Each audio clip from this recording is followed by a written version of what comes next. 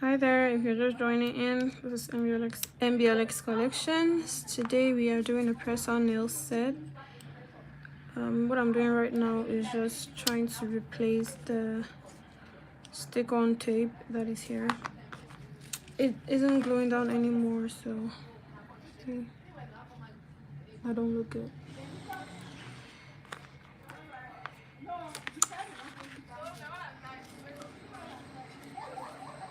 If you have any questions at all, please feel free to ask. Any concerns, you may share them and we can discuss it together.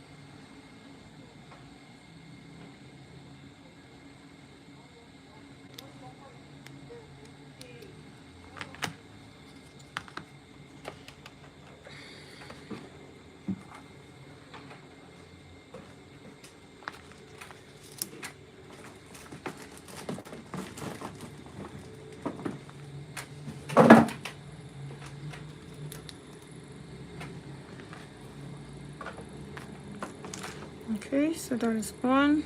I've already done this is the left hand, so I'm going to get into the right hand, the nails of the right hand right now. So I'm grabbing my dust collector because we need to protect our health while working with nails. You know, all the dust, you don't need all of that getting into your nose.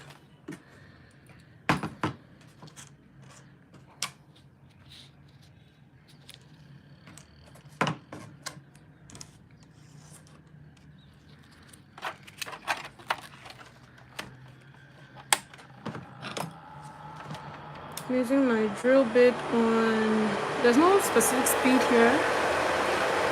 There's no specific speed you need. So right now I'm working on RPM of 7 and forward, and I'm using my sanding band. I always like to etch the inner corner of the nails first before I go into construct, so that at the end I do not need to go touching it to etch the bottom part. This way when I'm giving it out to the client, I do not need to redo this. Or even if, well, I might need to redo it if they're coming to install the nails here, but if I have to send it out, then I won't need to do all of this at the end. So if you prefer, you can do it at the end. I just like to do mine at the start. So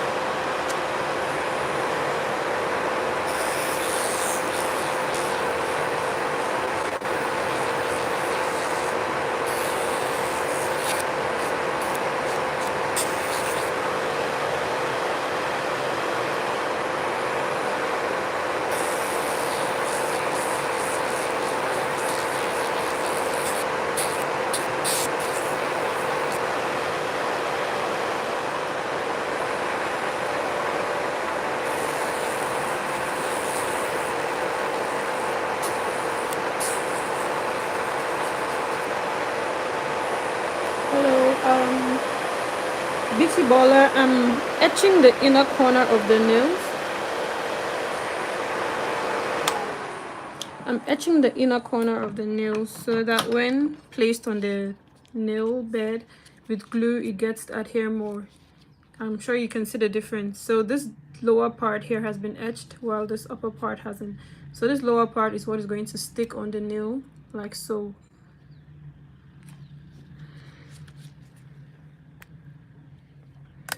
Hello, I'm Ruta Devi. Guys, just hold on, let me set up my second phone so that I can be able to see comments a bit easier. I'm straining a lot to have to look into this phone I'm using to record.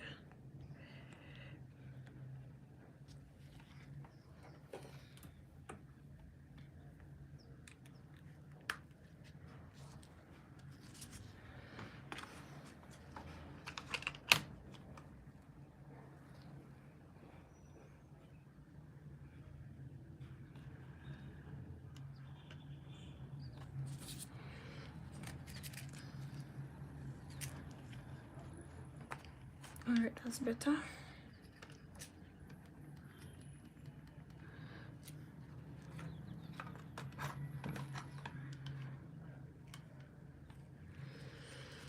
Okay, yes, so that's better. I can see comments now as they come in. All right, so right now I'm using my buffer. Don't mind it's old, but I'm using my buffer basically to etch the top part of the nail to remove the shine on top so that when I apply product, it gets to stick to it.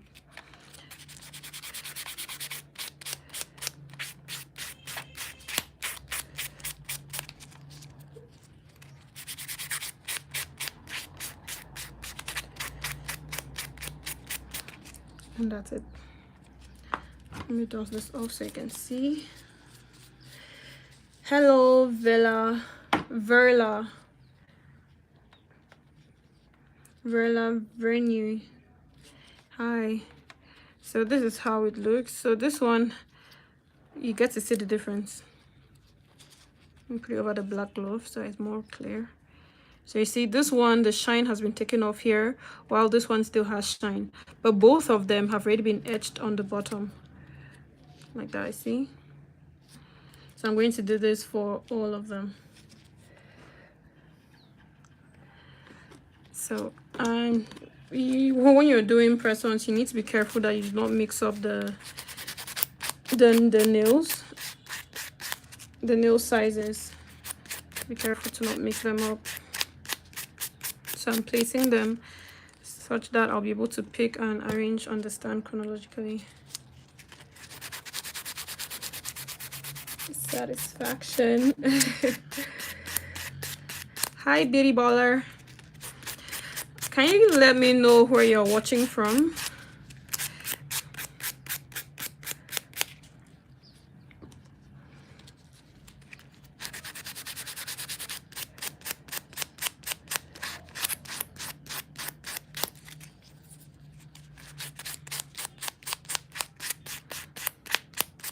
Can y'all let me know which country you're watching from?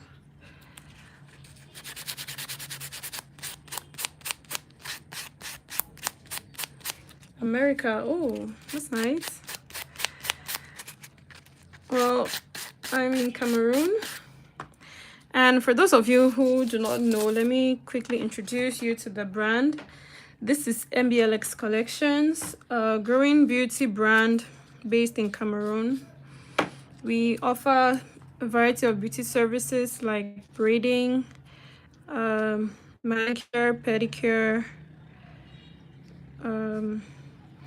wig installation, revamping, in fact, basically all wig services.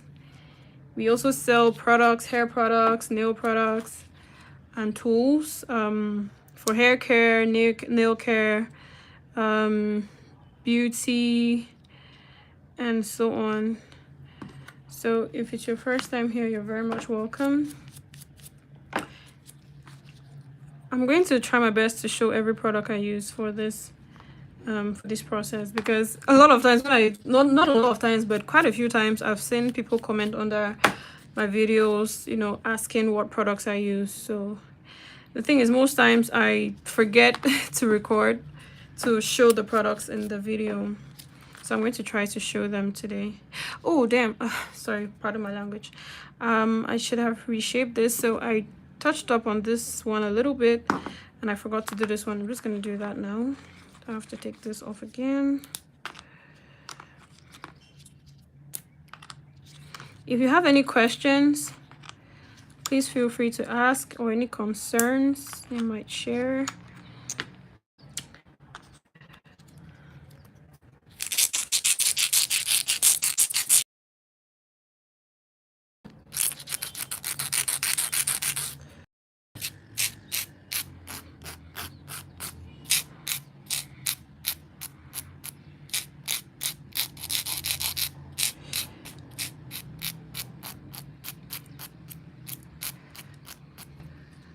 How do you live stream? When you open your YouTube app, check on the bottom part. Let me show you on my phone here.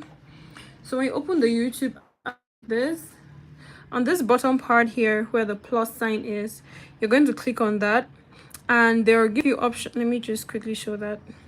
So when you click on that, oh, that's my face. So when you open up here, there are options here: video, short, live, post. So you're going to come up to the section that shows live right there. So try creating more shorts to review. Oh, all right. So before you live stream, you need 50 subscribers. So live stream, I didn't even know that, because I didn't start live streaming when I was, you know, in my early stages of YouTube. I think I started doing live streams when I had already gone over like 200 subscribers or something like that. So yeah, you need a minimum of 50 subscribers before you can do a live stream. But once you have that already, when you have more than 50 subscribers, you just need to click down here on this part here that says live, and then they'll give you the format, the page where you can set up everything, you know, include a title, include a thumbnail, and set up some other settings beneath for the live. I only have to. Oh, that's bad. That's not very encouraging. What's your content about? What do you create content around? Because my content is usually about beauty.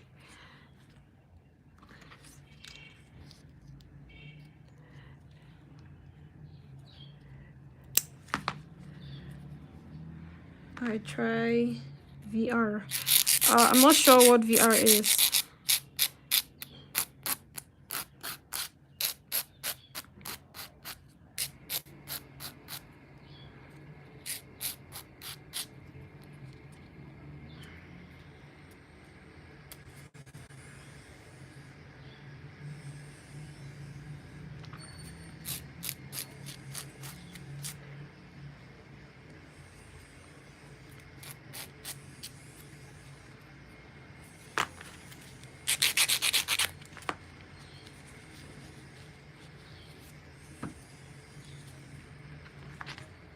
Oh, virtual reality headset.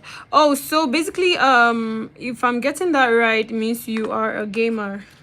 Is that it? Because I know it's mostly gamers who do the... Or maybe I'm not getting... Mm-mm. No. They don't send some person they can't take towel. Call her and ask. She didn't tell me anything.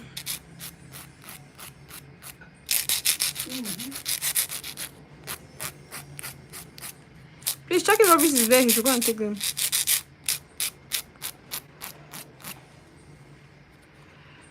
Okay, I'm just trying to make sure that they're of the same length, because some nails are much longer than some others. Yeah, okay, yeah, so it means that's video gaming. So yeah, basically when you're doing the video game, I think there's a different option.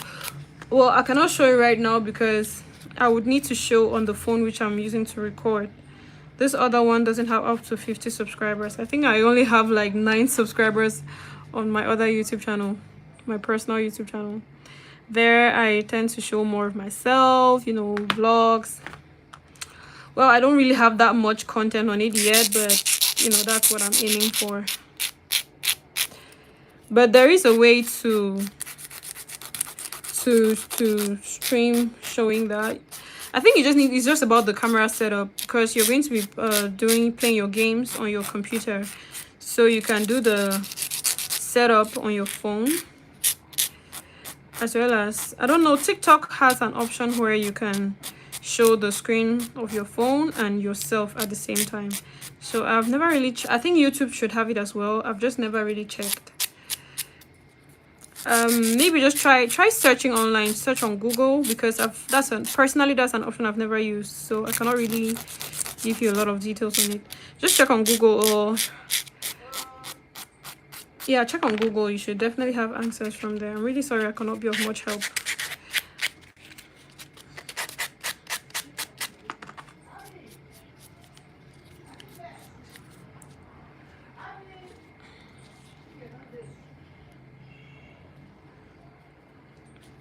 This one is still a little long. How do you make it to where you talk on video? Basically, I'm recording and talking. There's no special thing, but there is an option where you can maybe it's because you muted your mic, because before you start recording, you can turn on your microphone or you can turn it off. So if you turn it off, whatever you're saying or whatever is going on in your environment, your viewers won't be able to hear you. But if you leave it on, the viewers will be able to hear you, same as you're able to hear me right now. I didn't turn off my microphone. So it's basically like recording a video on your phone.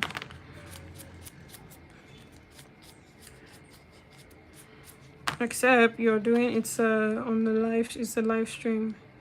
So I don't think there's any. Hi Corey Smith. Hello. You're welcome. How do you turn it on? Again, I would have to create, I think I'm going to create a video on that. Hold on, let me just make a point somewhere. I'm going to create a video on that and upload, because unfortunately I cannot show you right now because I'm using my phone to record.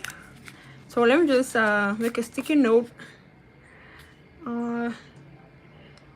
YouTube content. So number one is how to go on live, set up audio. All right, so I've just jotted that down. I'm going to make an in-depth video a little later, and I'm going to put that on my channel, so make sure you hit the subscribe button to be able to see that video. When that video goes up, you get notified and can come and watch it.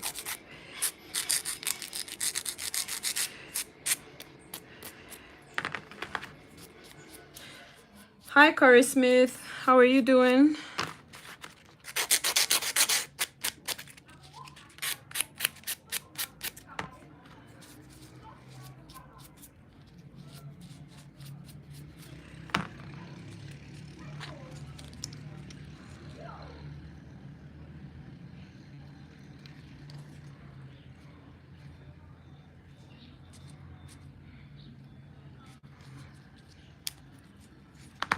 This thumb is still a little too long.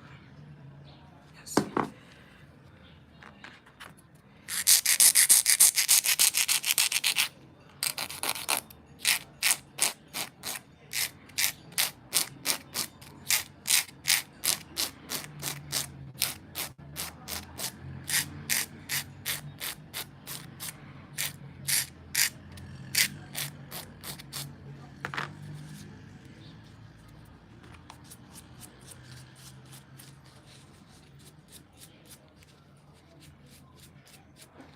Can you all please do me a favor and drop a heart on the live?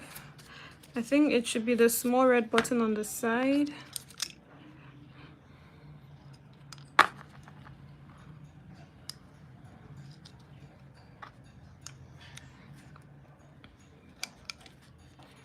I'm trying to move fast here and this thing keeps falling off. Thank you. Thank you for the hearts. Okay, that looks about right.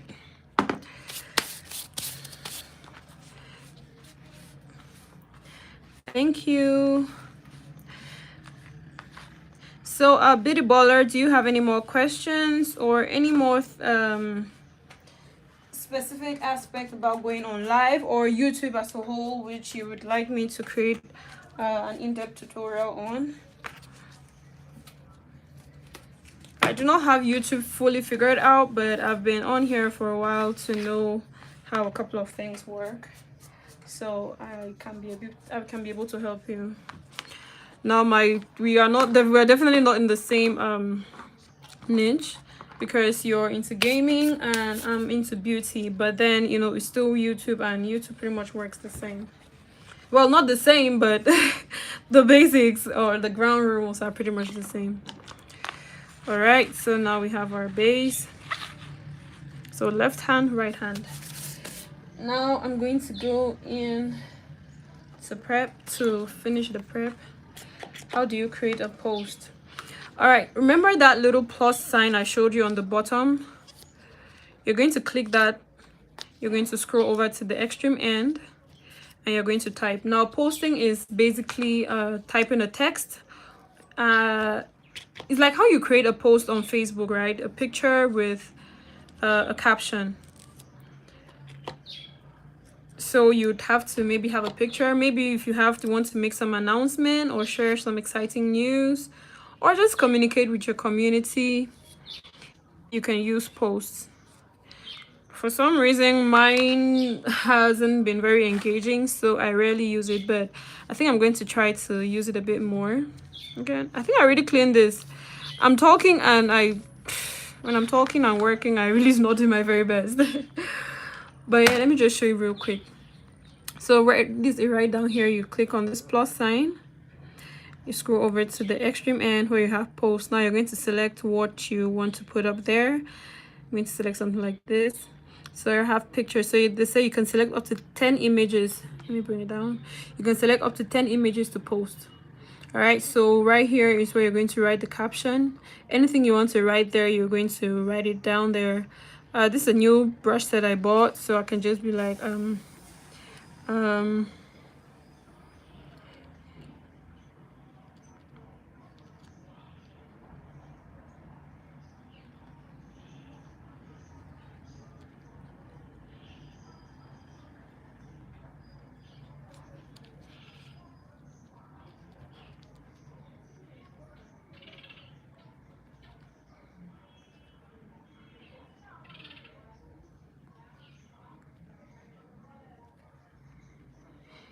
anything, right? So basically you write anything. So I can write something like that, then you click on post.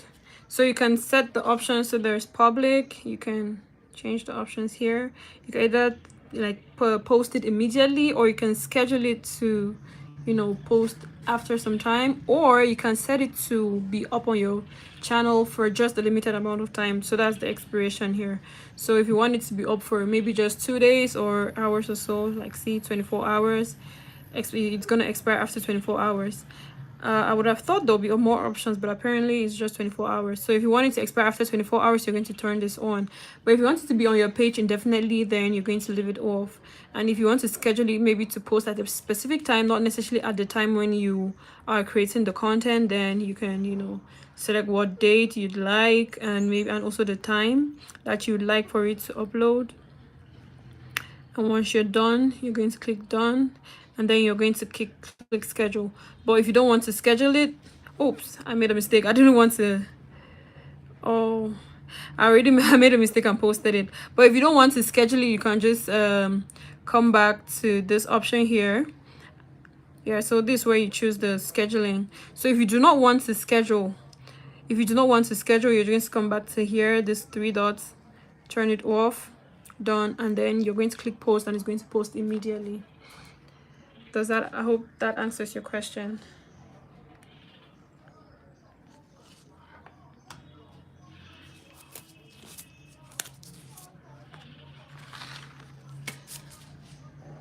So right now I'm going to go in with a rubber base coat.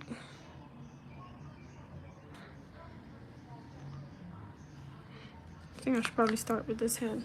Let me turn my nail lamp around so that I can easily pop my nails in there. All right, so I'm using a rubber base coat from Charm Limit. This one is in clear. There are different colors. I do have another color here which is nude, but the quantity is really not that much, so it's not going to be able to go around for all the nails. That's why I'm going with transparent. So I'm just going to use this to build a little bit of structure for the nails. Just a little piece of cotton hanging there.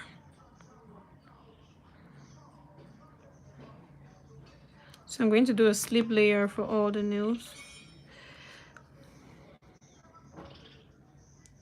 The slip layer is going to help the gel to glide on through the nails, and anywhere you apply the slip layer, the gel is going to run onto that area.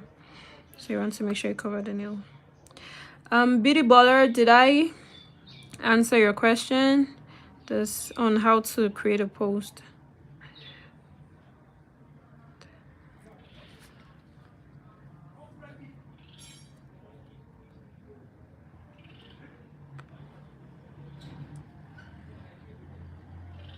Yes, okay, I'm glad to hear that.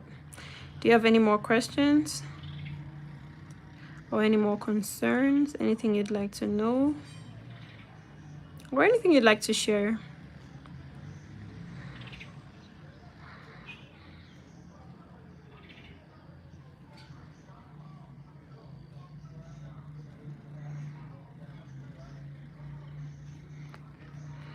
All right, so I've applied a slip layer and I'm not going to cure it. I'm going to go back to the first nail and start to build some structure. Now you can use builder gel for this. I'm just preferring to go with rubber base because the length of the nail is not too long, so I really, and they are press-ons, so I really do not need too much. Oh wait, I made a mistake. This is meant to be a polygel set. I'm sorry guys, I'm sorry. This is meant to be a polygel set, not this.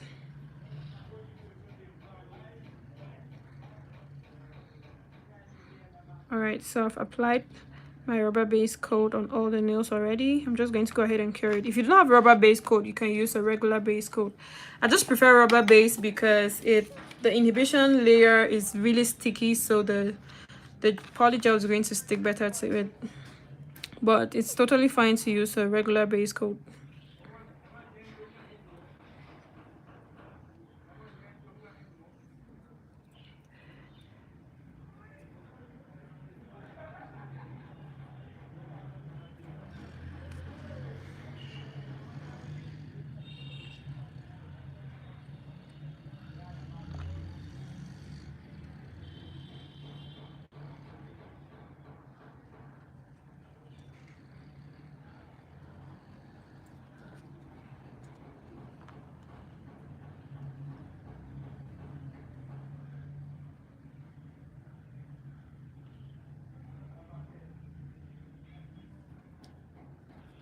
I have 3 subscribers now. Way to go! See, you just earned you a new subscriber. Congratulations. It's going to take some time, but you'll definitely get there. For some people, it doesn't even take that long. I could have gotten to my first 10 or first 100 or first 1000 subscribers in far less time than I did, but because I was inconsistent, I really didn't, reach those targets quick. So I think one thing you can do is be consistent. You're a gamer, so if you're going to be posting content on gaming, you need to do it consistently. You can share how to play certain games, even how to download the games, tips and tricks, workarounds of certain games, recommendations, and so on. There's a lot you can create content on. I have to go to school. Oh, you're a student. My bad. All right then, bye. Thank you for stopping by. Do have a wonderful day.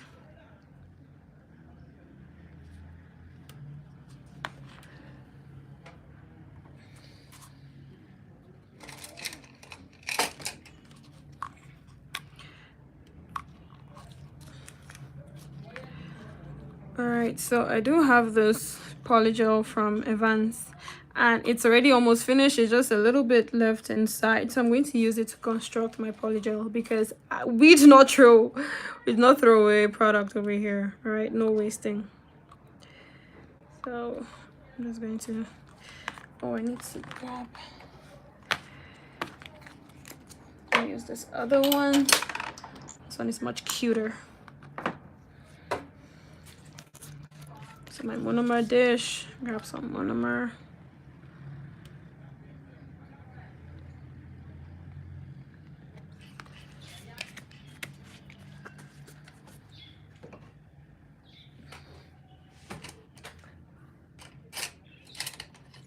Then my polygel brush. I'm using size 12. I have different sizes from size 2 to 14, so I prefer size 12. It just gets, I think though this rather goes up to size 16, but I prefer size 12 because, you know, it's just perfect. And we sell this too, so if you're interested in purchasing, let me show you how it looks. So this is the pack. These are some of the other brushes. I took these ones out of the pack because these are the ones I use more frequently. All right, so most of these brushes, see, they come in this size 8. See that? It's even smaller, so it's rather size, what, 6? This is basically a size 6. This is size 8, and most brushes like this, they come in size 6, and it's really small to work with, especially if you have to do long nails. So bigger brush means you're going to be able to work faster. So that's why I decided to go ahead and get me this pack. It's a pack of 1, 2, 3, 4, 5, 6, 7. It's a pack of 7, and the sizes range from size 2 to size 14. So if you want one for yourself, please shoot us a DM. I'm getting confused here. All right, so if you need one for yourself, please shoot us a DM. Click the link in bio and send us a DM, or just drop a comment in the comment section and we can locate you and get you started on your order. All right, so I'm going to scoop out some polygel.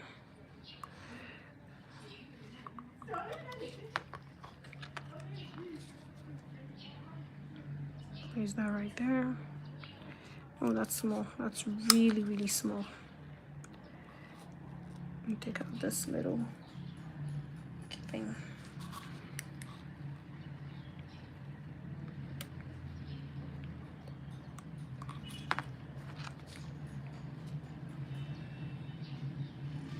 Oh, I'm starting to regret my choice of color for polygel at this point.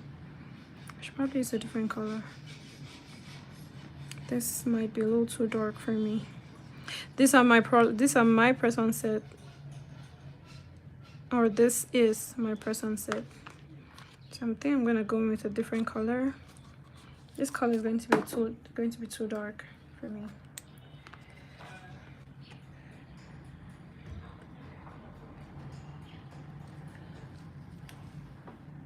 I'm going to go in with the EML Perfect Nude Polygel.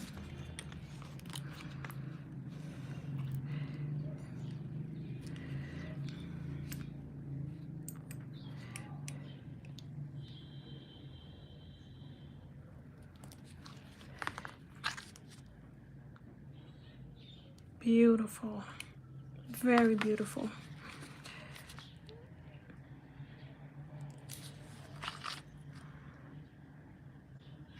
So I'm just going to work with toenails at a time.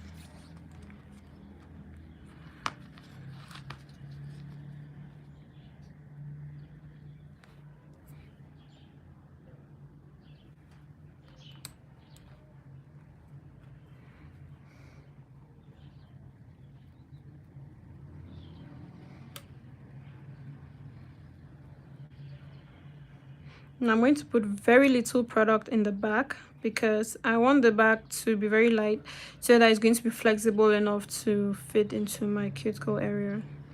If there's too much product there, it's going to be a little too stiff, and you know the nail won't be able to expand to fit on the nail. We're just going to have a little too much of a dent.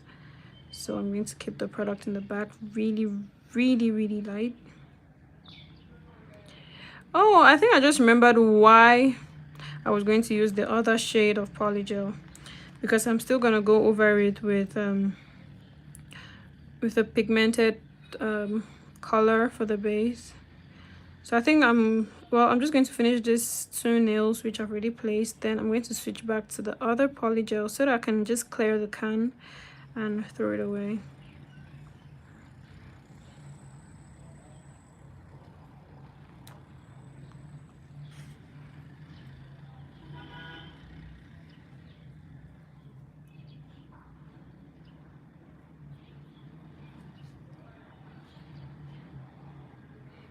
Okay, I'm going to now try to spread this out a little bit more so that I don't have too much Polygel in the back.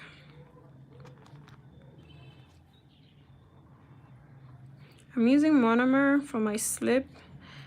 Some persons would prefer alcohol. Use whichever one you have. I tried alcohol and it didn't really work well for me. Maybe because of the percentage, because what I used was 95% alcohol. But most videos I've seen of people who use alcohol would recommend something around 75%. I just don't have that in my area, so if you do have that, you can try it. If not, go with monomer. The thing with monomer is the stench, so you're going to have to work in an airy space.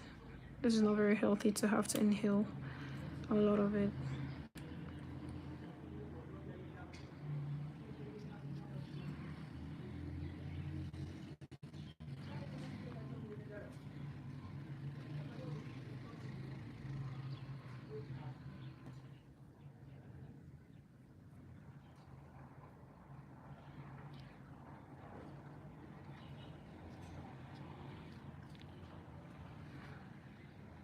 Okay, that looks good. I'm going to nuke it for 60 seconds. Oh, I touched this one. Ew.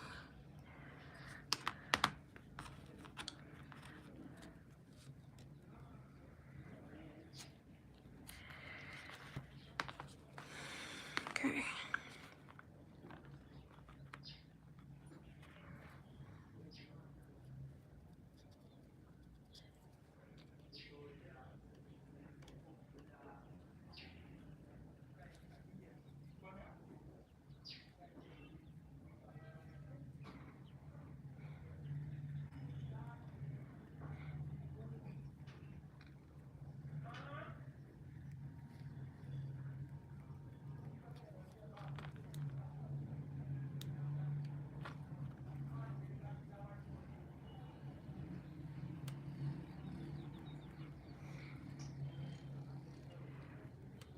Oh, these nails are not very long, hence I'm not using too much product, of the Polygel. These nails are short, so a little goes a long way. I think the next set I'm going to do is going to be much longer than this.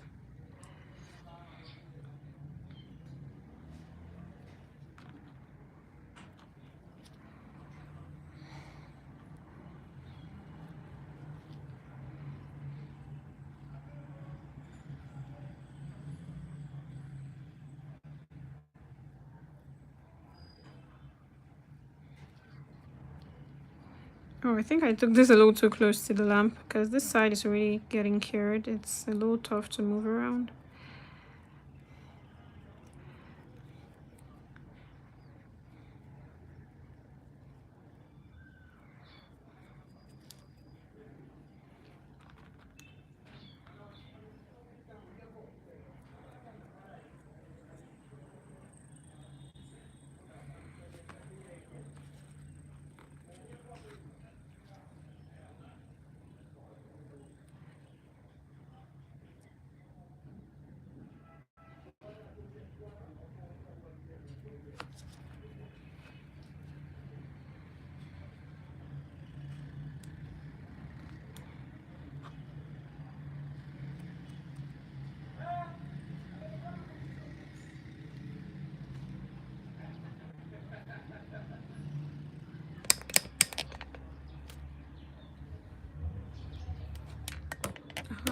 Sorry, my phone died, so I had to charge it to turn on. But we're back.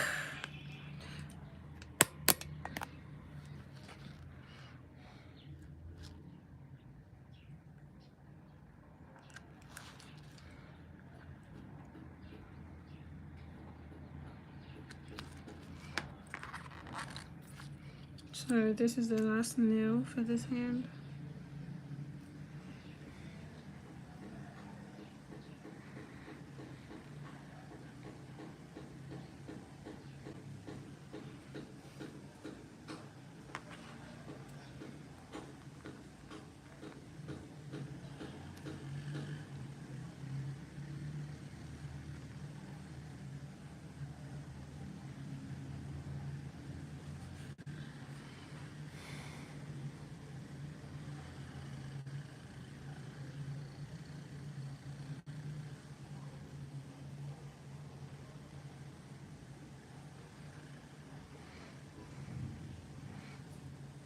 I think I put a little too much polygel here. I'm going to scoop some out.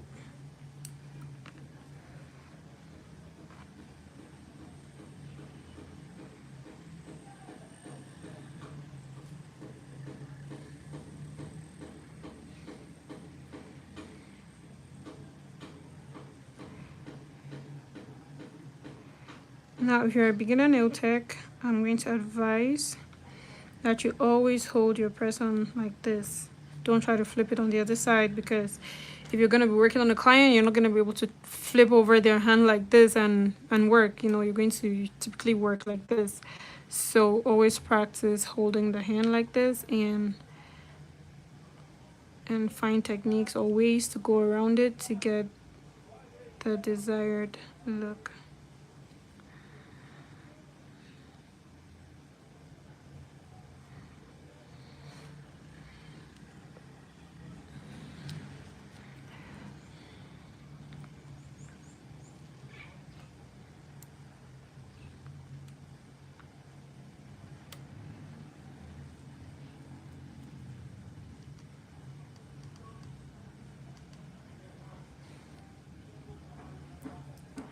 Thank you for the hearts.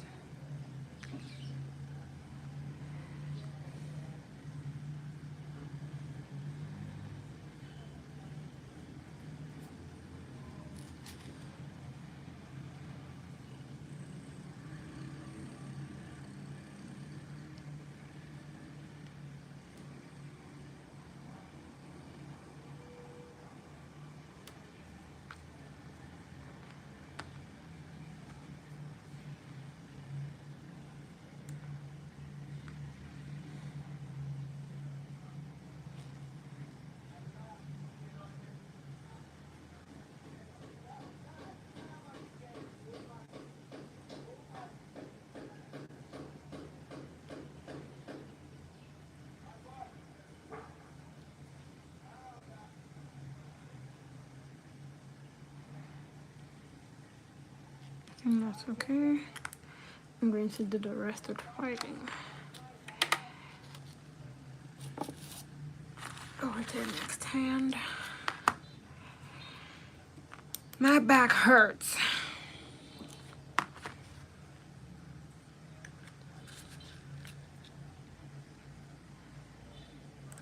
So if you're a nail tech in the house, please do let us know. What are some of your struggles? What are some things about being a nail tech that you struggle with? Let us know so that we can all chip in something to help you out.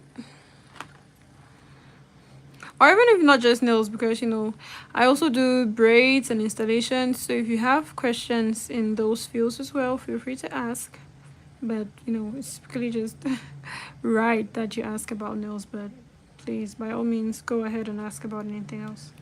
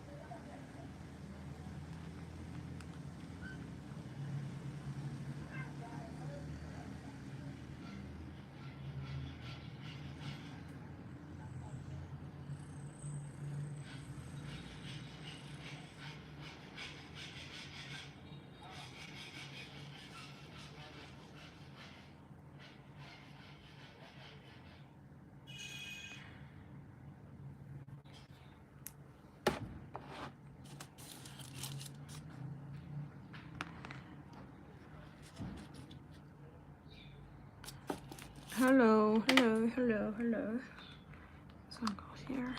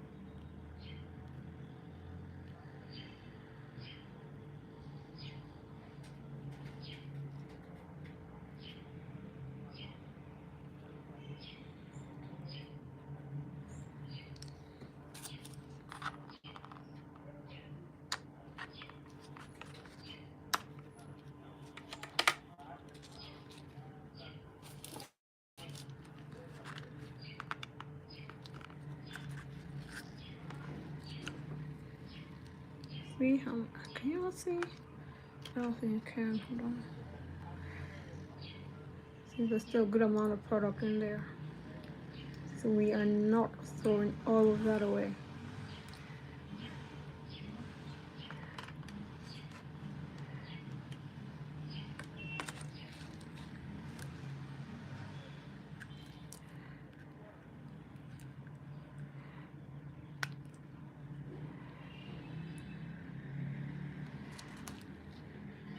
I think I can even still do a full set with what is left in there.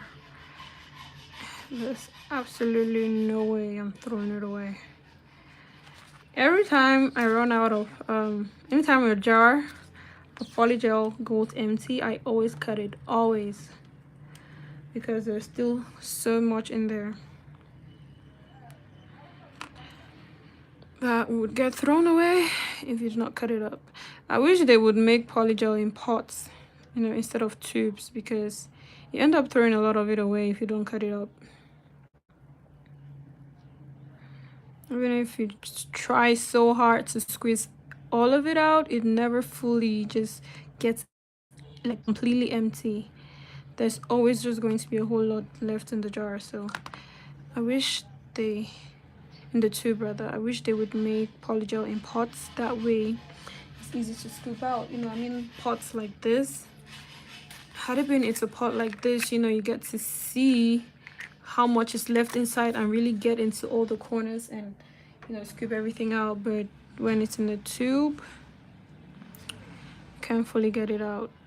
So every time I gotta cut it up and make sure I use what is in there to the last drop.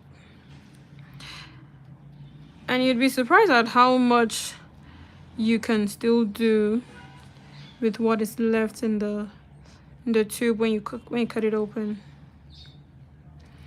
because when you try to squeeze it out, only so much comes out.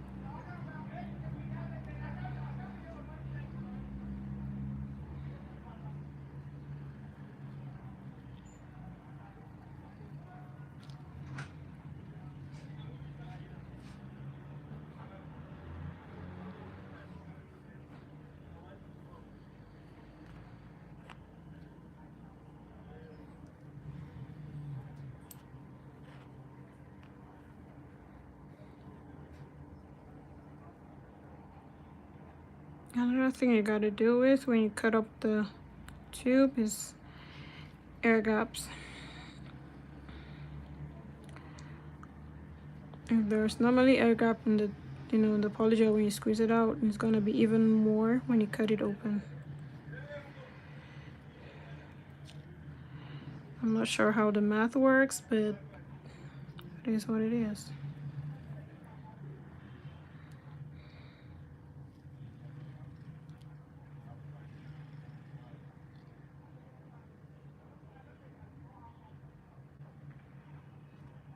I'm just trying to get rid of an air pocket in there.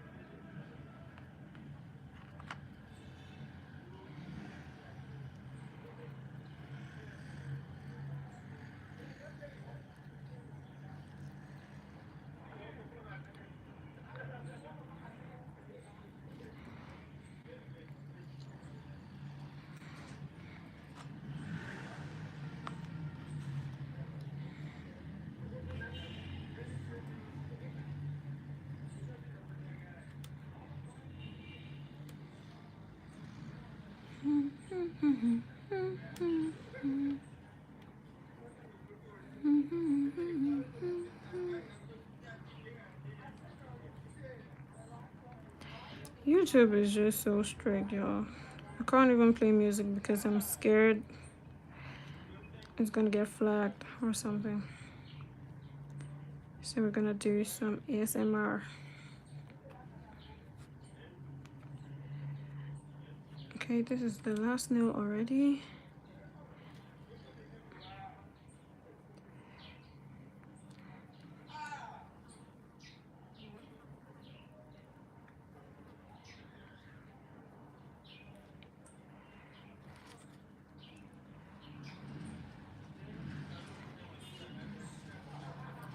some polygel went to the bottom part, so I'm just trying to clean it up.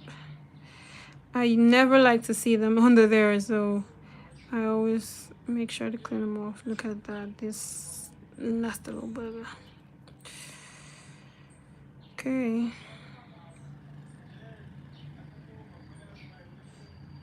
Okay.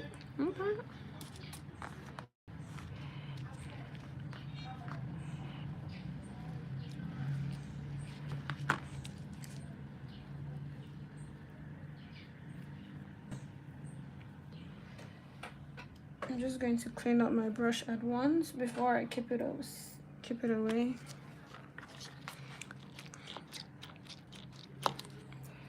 This acetone, 100% acetone. I'm just going to really get that in there to rinse out everything.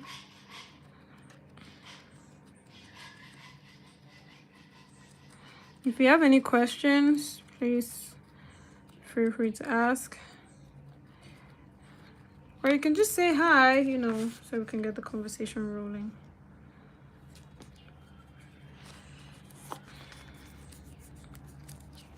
Oh, and don't forget to subscribe. Please make sure you subscribe to the channel and turn on your post notifications to get notified every time we upload content. Okay, so we're done with that brush. I like to just clean up as I go, especially when it's, you know, I'm working on press-on sets. I can just clean up as I go. But if I was working on a client, then I would probably just set everything aside. Then when I'm done with the client, then I go ahead to clean. But when it's just me, I'll clean up at once. All right. So now I'm going to use some acetone to clean the top of all the nails. Clean off that sticky inhibition layer. The sticky inhibition layer.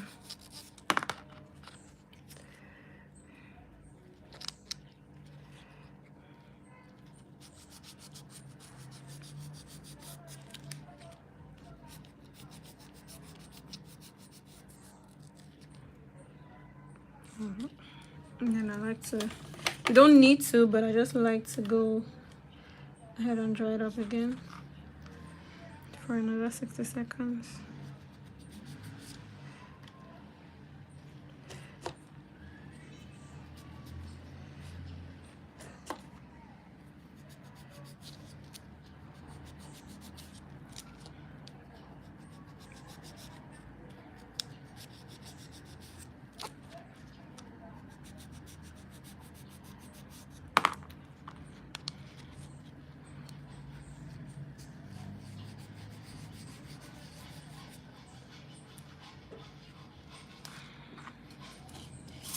It's not up to 60 seconds yet, but it's all right. Okay, now I'm going to get into filing. Let me just clear this up. I did have some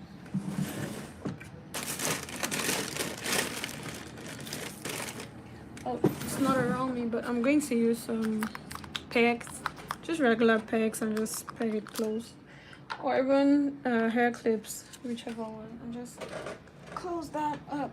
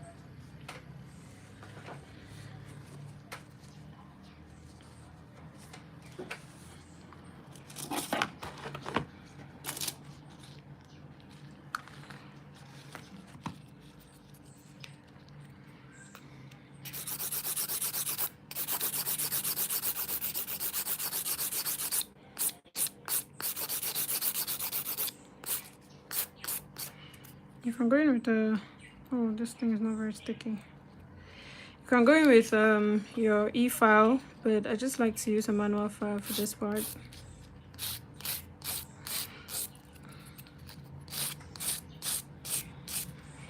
Oh, this is not sticky anymore.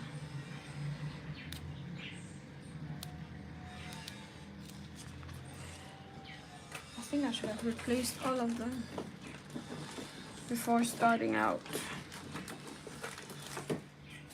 I wouldn't have had to deal with this now.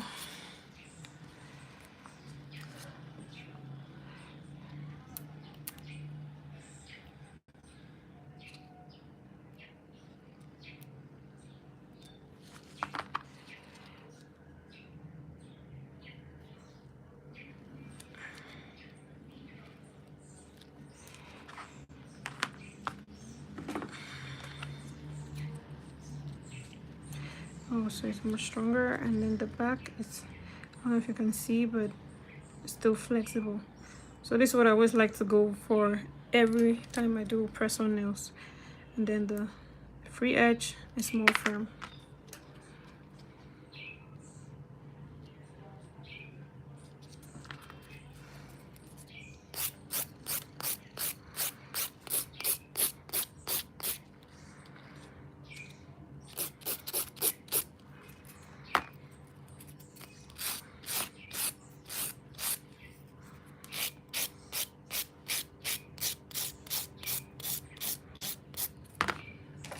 This file is a little too sharp, so I'm going to go with this other one. It's a bit more blunt, so that I don't dig too deep into the polygel. Polygel is actually quite soft, so if you're not careful, you're just going to file everything off again.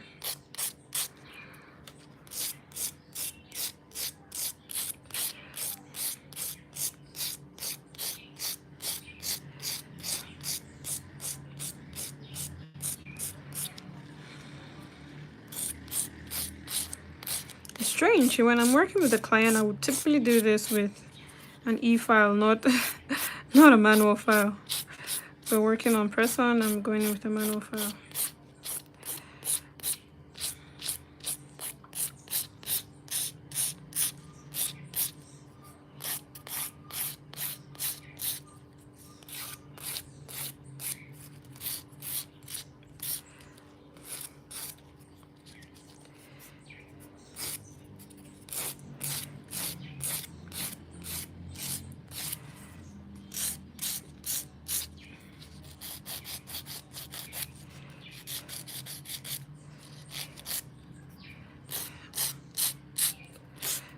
If you already had a good shape from the start, then you don't really need, and you built and you did the polygel properly, you wouldn't really need to do too much on the side walls.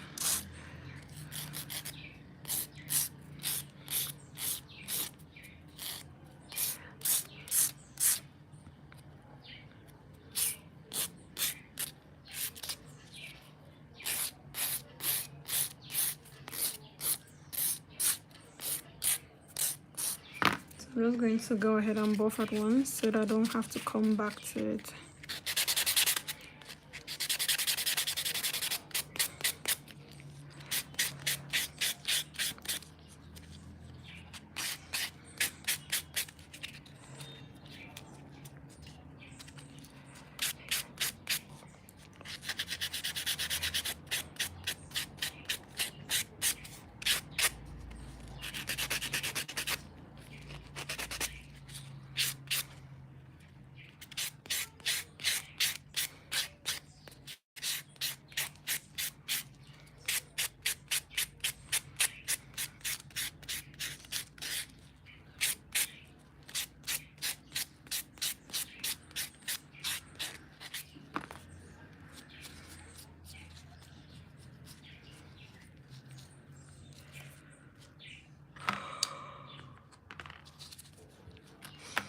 I'm tired.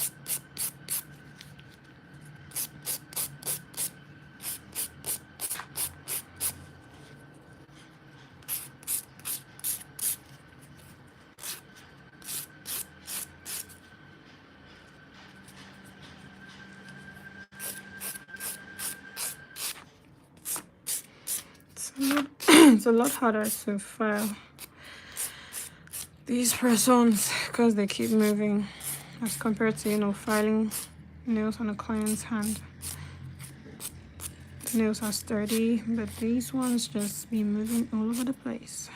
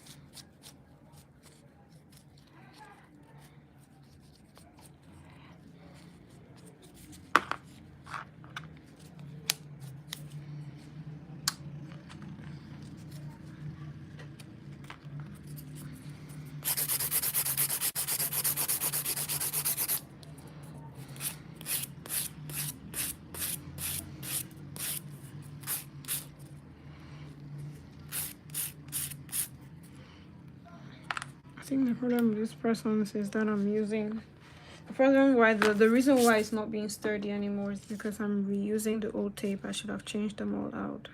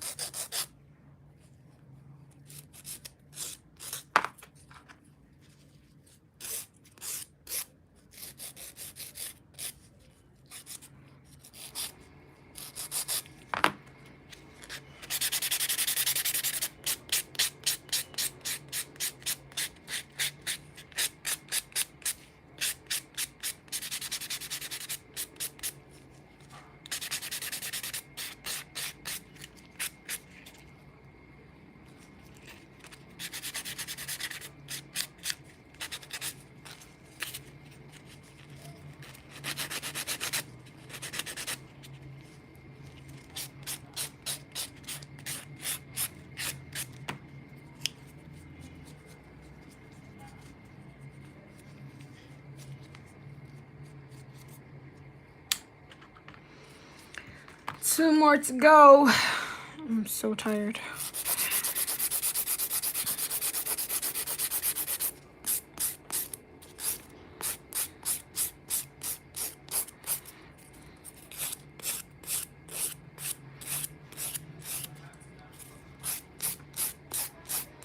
Afternoon, I'm back from school.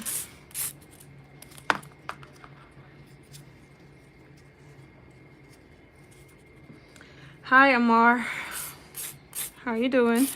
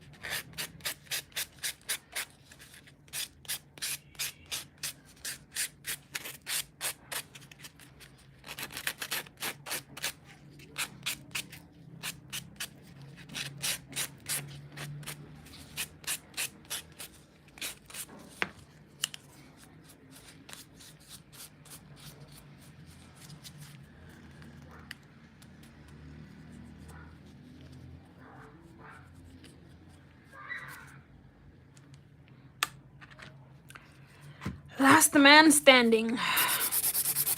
Let's get this over with.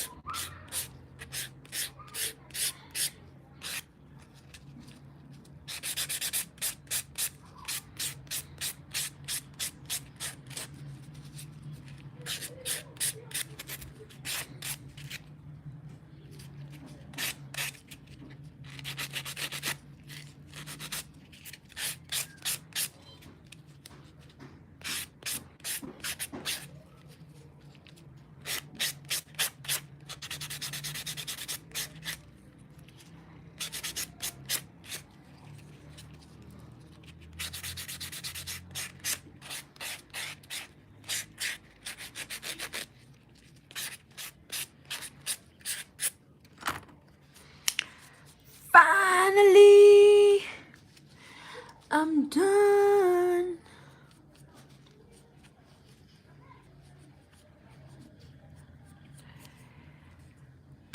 Oh, well, that was something. I'm tired. So tired.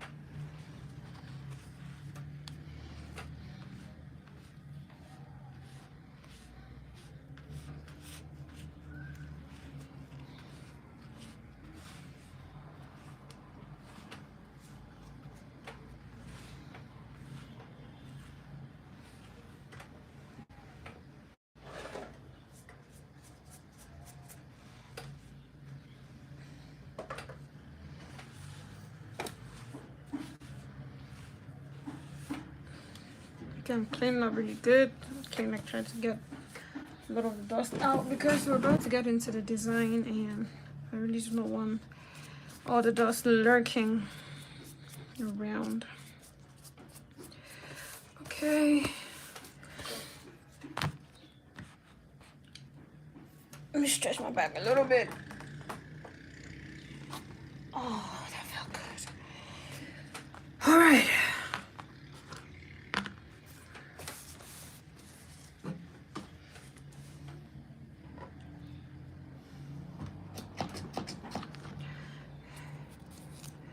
I'm just cleaning these off with acetone.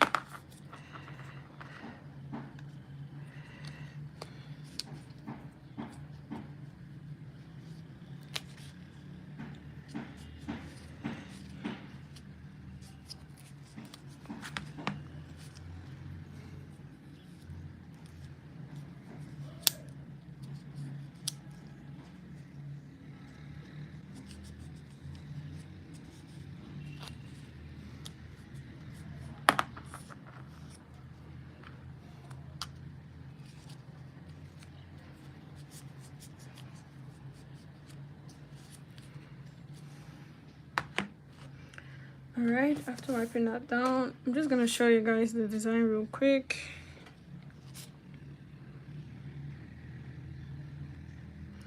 Okay, so this is what we're doing today. So this is what we're doing today. This is the inspo for the nail set. Isn't that cute? All right, so this is what we're about to get into. Looking cute.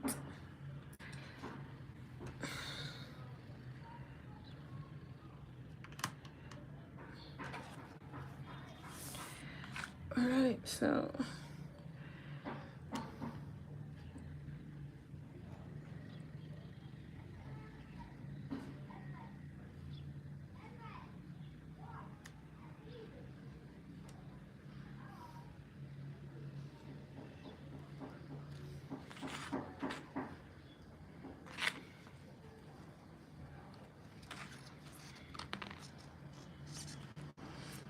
okay, so I'm going to go with base coat. I'm trying to figure out which one will be too bright for me. These are my press-ons, so I gotta pick a shade that would work for my skin tone.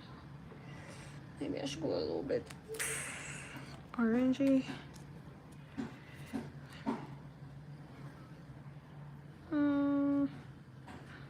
Yeah.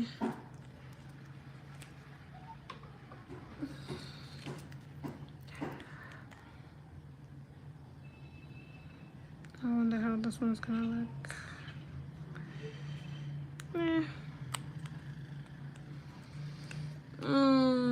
This is the hard part. Oh wait, I did forget I have these other base coats. So I think this or Let me see this one. Oh, this one is a really nice baby pink. I think I might go with this one.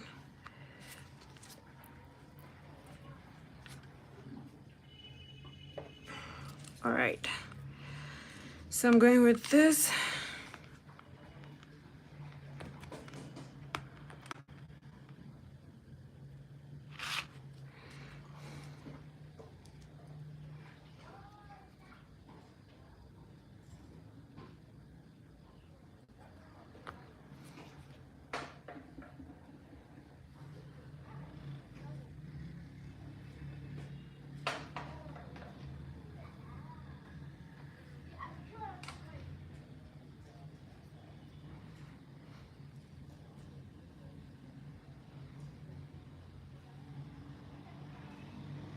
This is not very pigmented. I think I'm going to do 2 coats of this.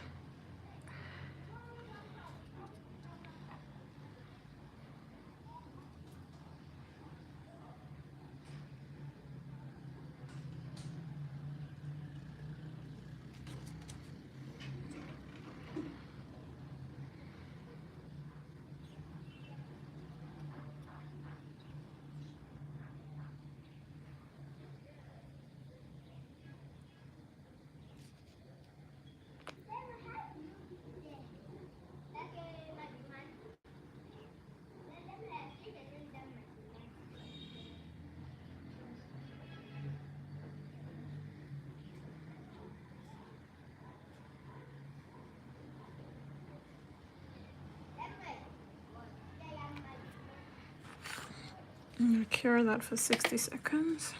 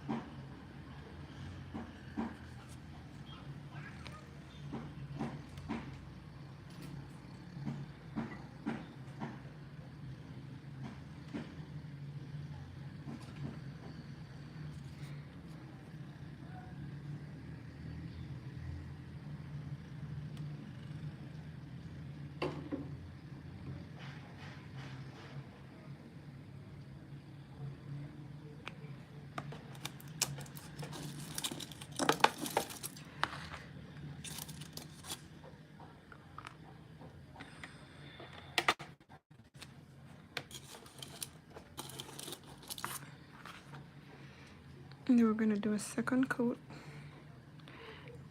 just to give it a bit more coverage. Good. Now that's more like it.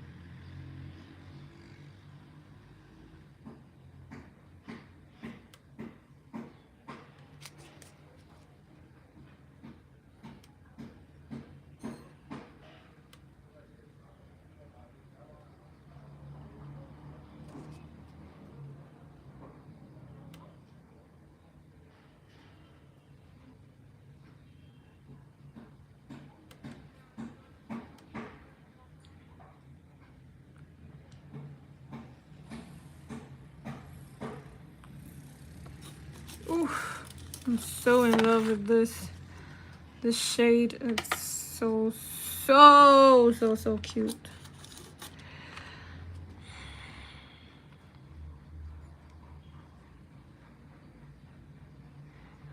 I think I'm gonna buy this one again. I really love how the shade is looking.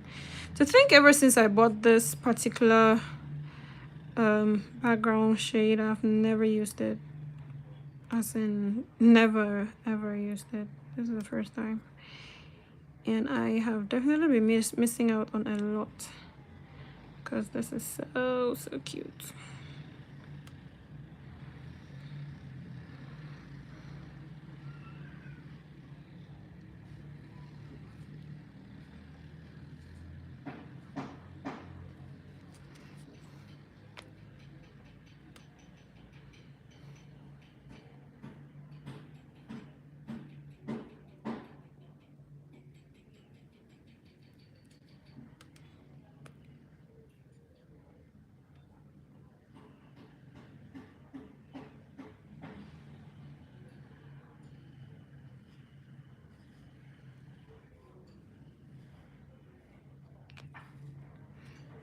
Oh, this is so cute. Ooh.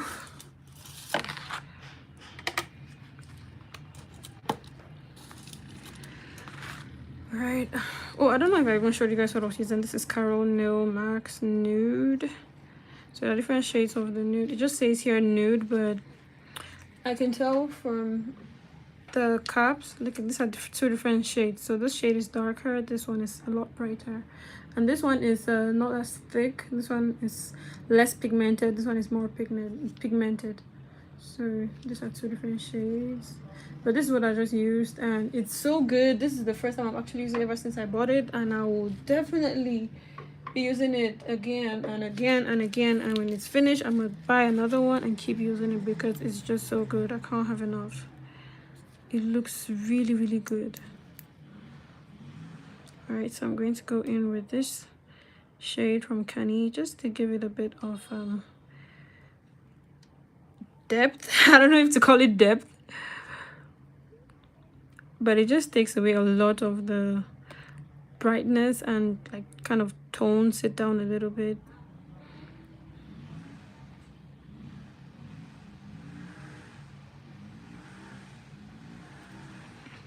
It's not going to be very visible on the camera, but trust me, there is a difference.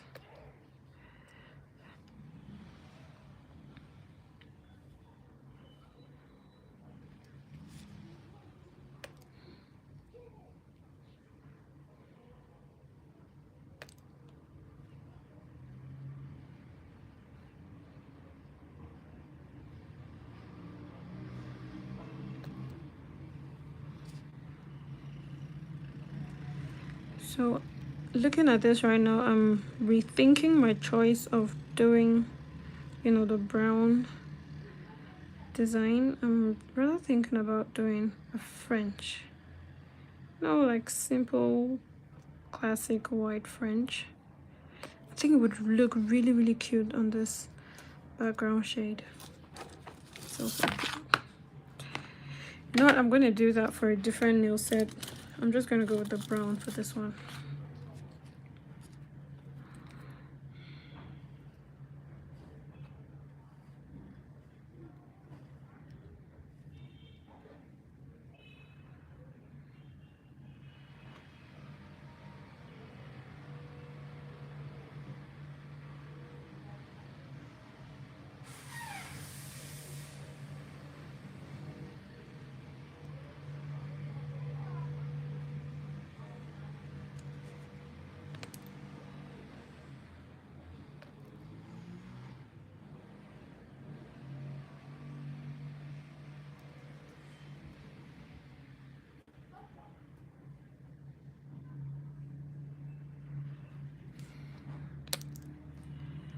I think the next press-on set I'm going to do will be square.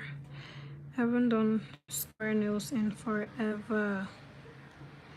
All the girlies right now be wanting almonds and stiletto, almond and stiletto. Nobody be doing square no more. So I think I'm gonna do a square nail set. Well, as a press-on for myself.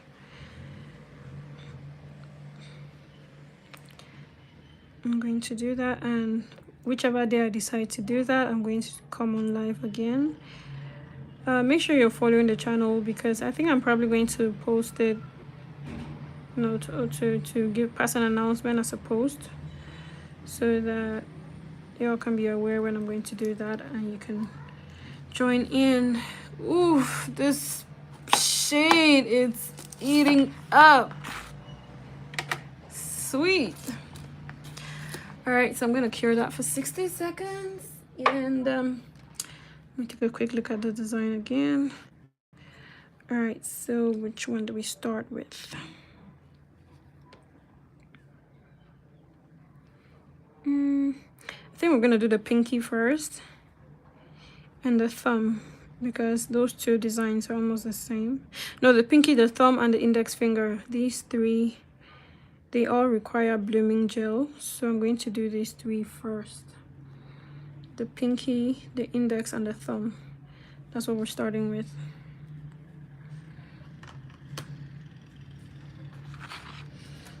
So I'm gonna grab my gel, my blooming gel, using this Vinemy bubble gel. That's what's written on it, but it's a blooming gel. I'm going to apply that on my pinky, on the index finger,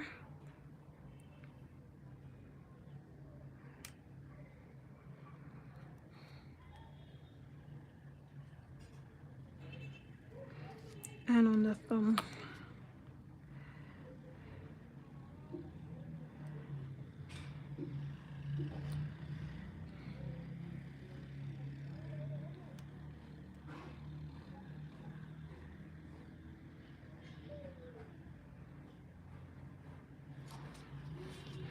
I'm just making sure I didn't put too much because I do not want it to roll onto the sides and, you know, sit there. It's going to look bulky and we do not want that. So I'm just taking out the excess.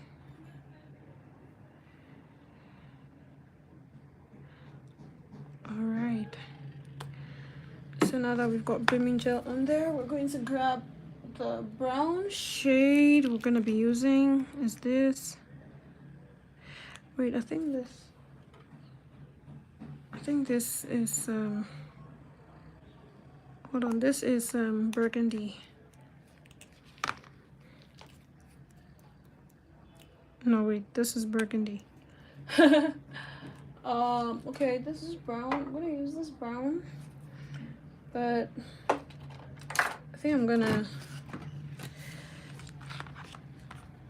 make it a bit more jelly-ish. It's a little too pigmented, and for these first three fingers, we'd not need it to be this pigmented, so I'm going to mix that with a little bit of top coat from Rizial.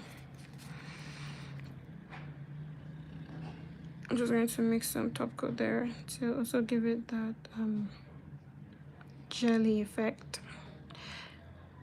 but not too much jelly though, just a little bit.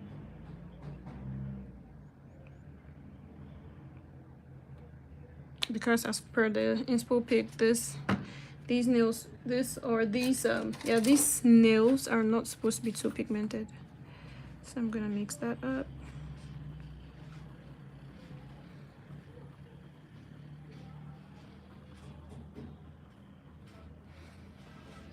I feel like this brown has a reddish undertone. It does. It really does. I needed to have used a different shade of brown, but oh, I guess that's the beauty of this being my nail set.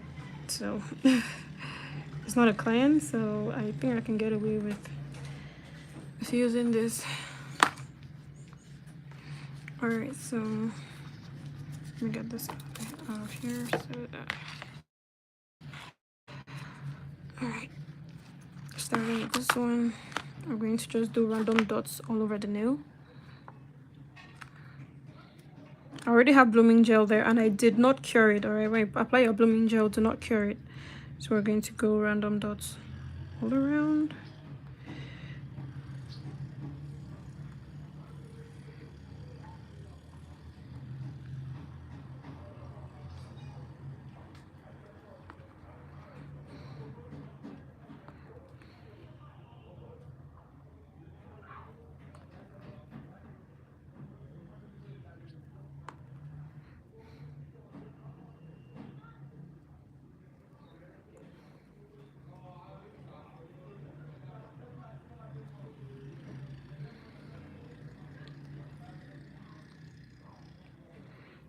Okay, then I'm gonna cure that now.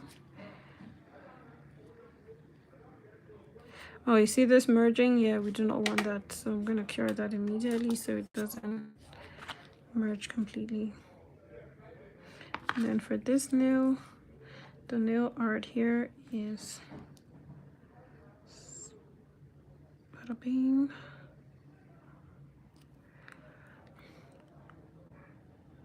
bada boom, bada bam, bada bam. Alright, and then we're gonna let that bloom, and while it is blooming, I'm going to grab my nail art brush. I didn't do that right. See, there's some air bubbles. I'm gonna have to redo this nail.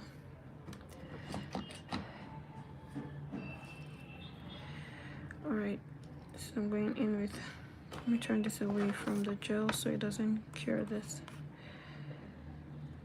Alright, so going in with some blooming gel again.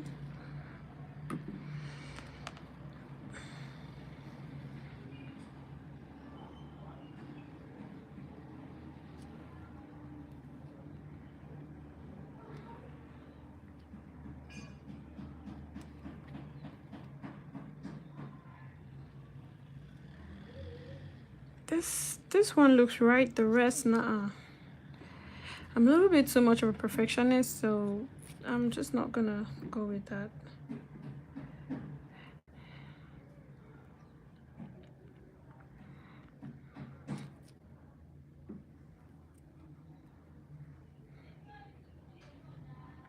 Oh, there's something here. There it is. Tiny cotton. Not so tiny.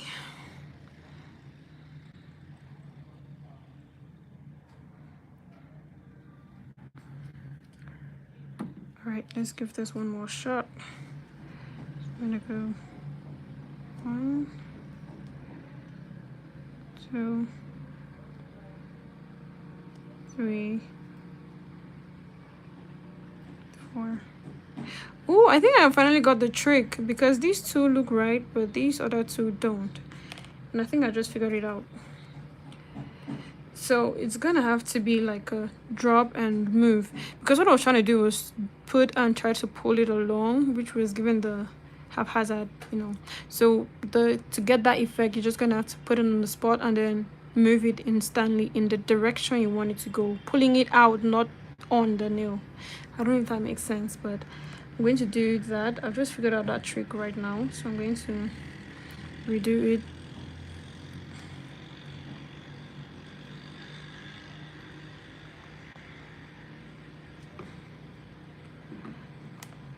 Following that little trick. Let's see how it goes. So put a dot, quickly lift. Ooh, yes! Put a dot, quickly lift. Oh, that didn't come out cute. Wait, let's go that again. Yes.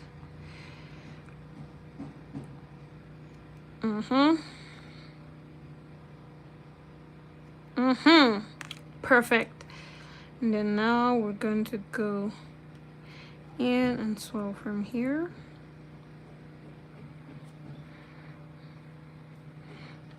And here.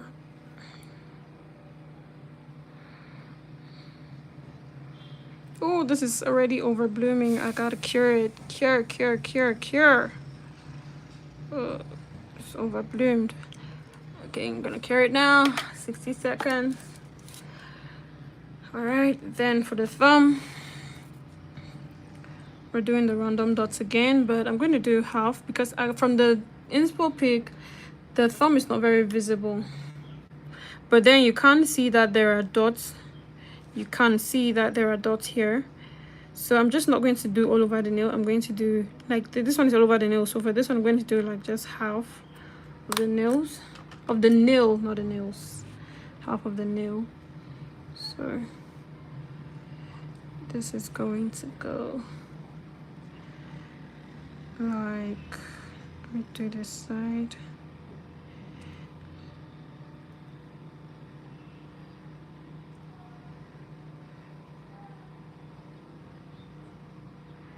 Oh, bubbles. I hate air bubbles. If you don't clean it off and you proceed to dry it, it's going to leave very, very, very visible holes on your design, and that is not cute. It's not going to go away. You're going to have to file it off. So when you notice that there are bubbles in your polish, immediately take care of it before you cure.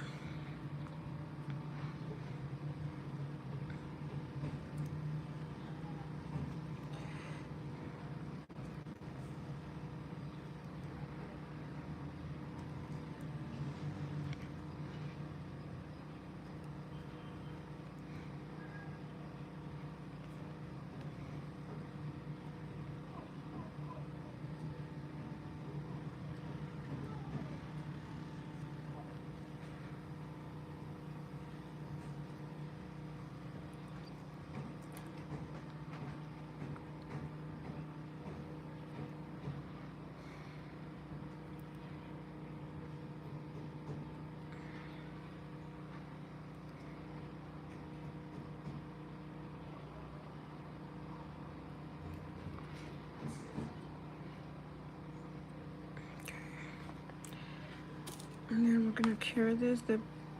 I think it has bloomed enough, so I'm gonna cure for 60 seconds. Wait, where's the first nail? Oh, it's still in there. Okay. Good. Okay, I think I'm just gonna go do the same thing on this other hand first before I proceed to the other nails.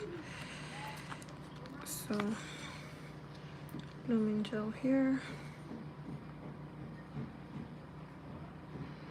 And as opposed to the other hand where I applied blooming gel on all the nails before coming back to do the design, I'm just going to do blooming gel for each nail and design at once.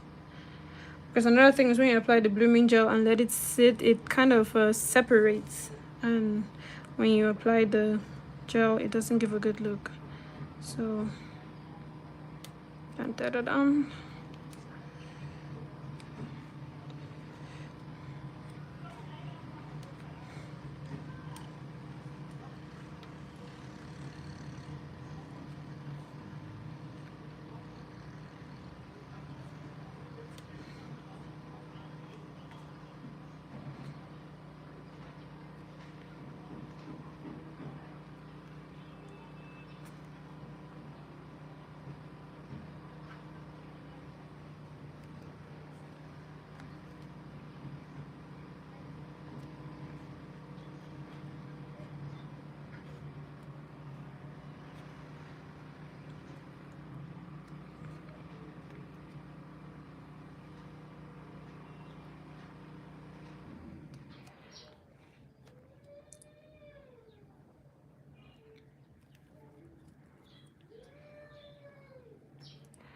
Okay, that has bloomed enough. Let me take this one out so I don't mix up the fingers.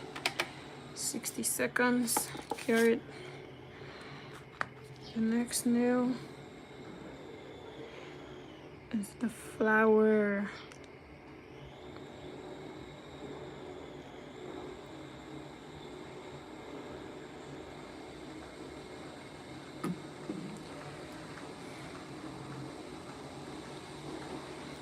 Okay, so the little trick, dot, pull, oh, yes.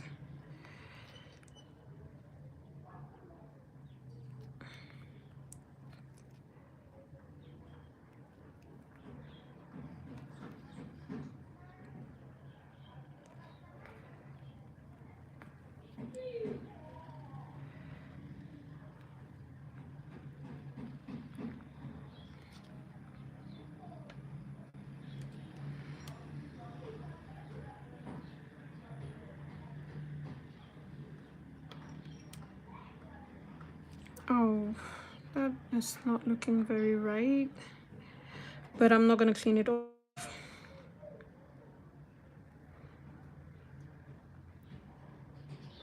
Oh, now I gotta clean it off.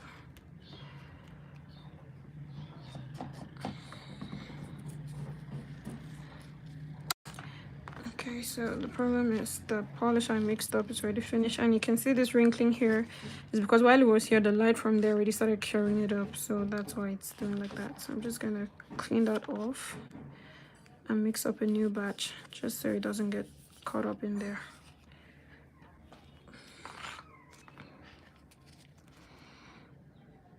So I'm gonna go a little bit. What I have to do is not much, so just a little bit should suffice. Brown, and then a little bit top coat.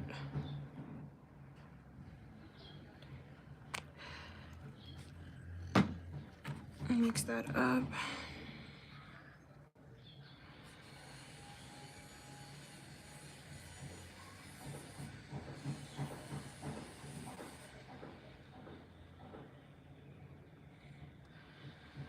Yeah, this brown definitely has a red undertone. I'm going to have to buy, wait, I think I do have a brown somewhere. It's just not within reach right now, and I've already done the other nails, so I cannot go mixing up the colors now. I'm going to have to find it and bring it a little closer, because that one should have, you know, just more of a plain brown with a darker undertone. This one has a reddish undertone to it. It's still cute, just not the exact same thing. All right.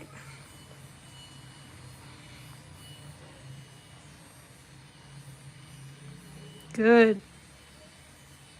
Good. Ooh, this thing is making my day right now. Yep, I definitely figured it out, because it's giving exactly what it's supposed to.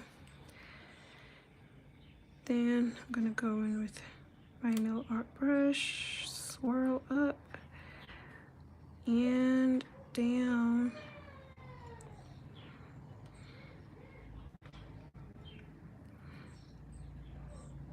Oh, this has spread a little too much, but I'm not gonna wipe it off. I'm just gonna leave it.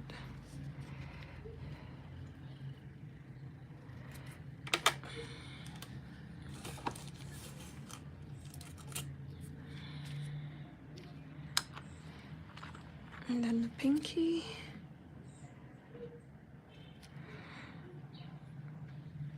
If you have any questions, please feel free to ask. If you have any questions at all, feel free to ask. I'm here to answer you. Or you can just say hi too, you know, just so that I know that I'm at least talking to some persons. But I do see we have some viewers, but it would be nice to have a conversation going. You know what I mean?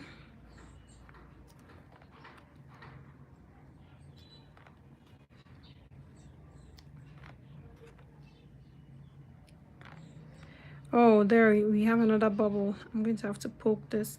Good. Gotta poke it out before you cure it.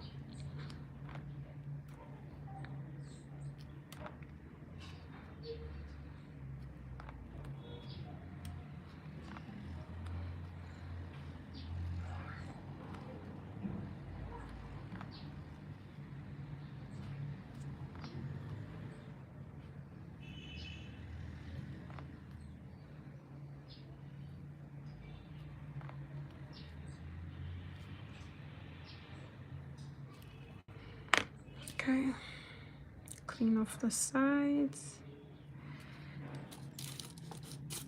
and then we'll go ahead and cure it. 60 seconds too. All right, so these ones are done. Next, I think we're gonna do this one, because this one is brown, but we do not need, you know, the jelly effect, so we're just going to use plain brown without mixing. So I'm going to put this one on a separate section.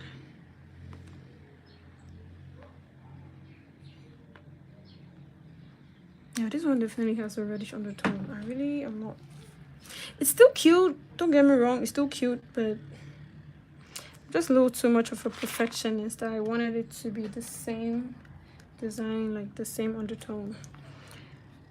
I needed a brown that has more of a warm undertone, but we're gonna make it work either ways. All right, so this one has to go like that. Nope, still close. Too close. And now you got me working side to side. You know what? I think one way to do this is go across first. Let me see, should this cross in the middle? Nope, not exactly in the middle, but towards the lower section, so somewhere here. I'm gonna do that.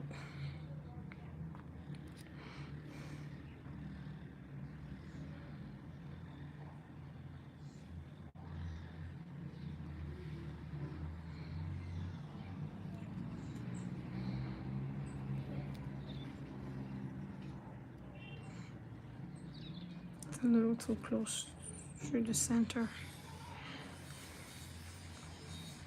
So I'm gonna take it a little bit more to the outer corner, like so. Do the same thing for the other side. Kind of like drawing a French.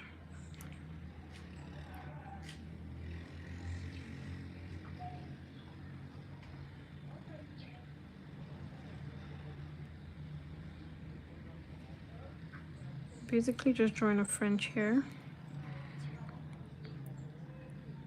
or French outline.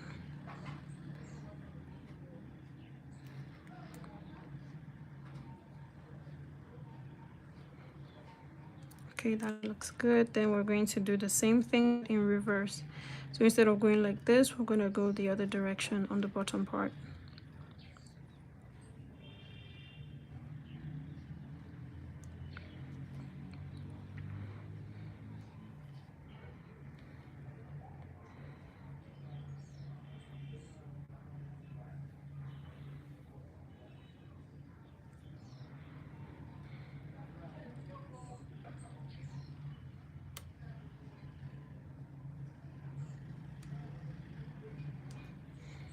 Then we're going to fill in the blank spaces.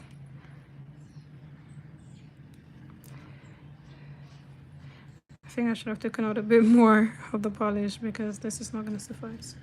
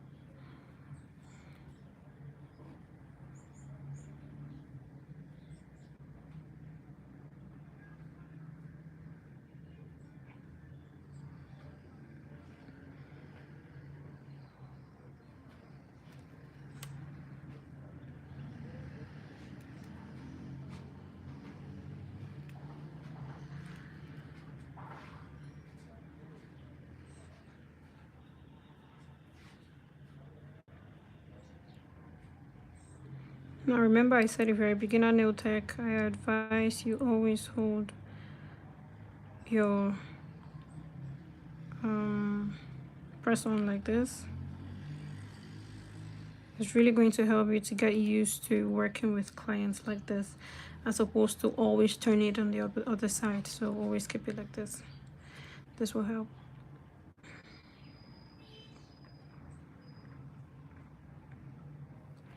Just smoothing it out.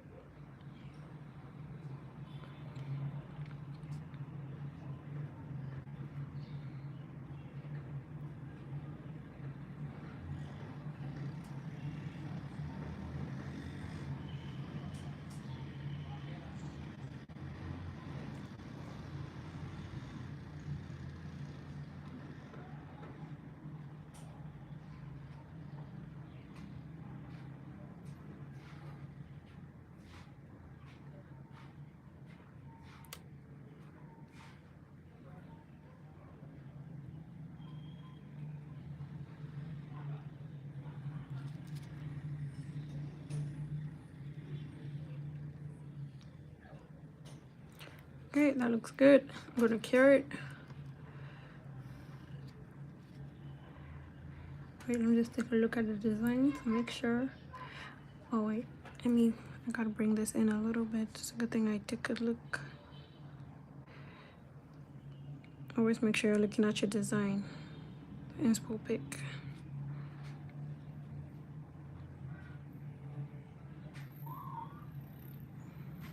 All right, that's it. Let me not do too much because I might ruin it. Okay. Then we'll do the same thing on the other side. We're working with the two hands. So we're gonna do this other hand at once.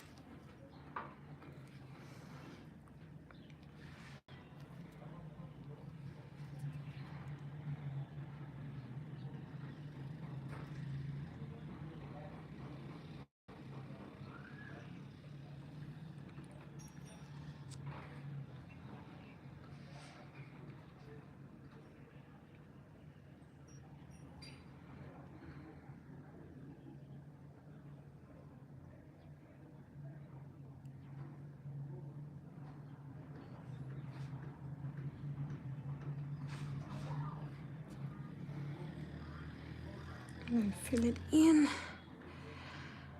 Ooh, my back hurts. Oh my god, so cute. Thank you, Lacey. Thank you so much.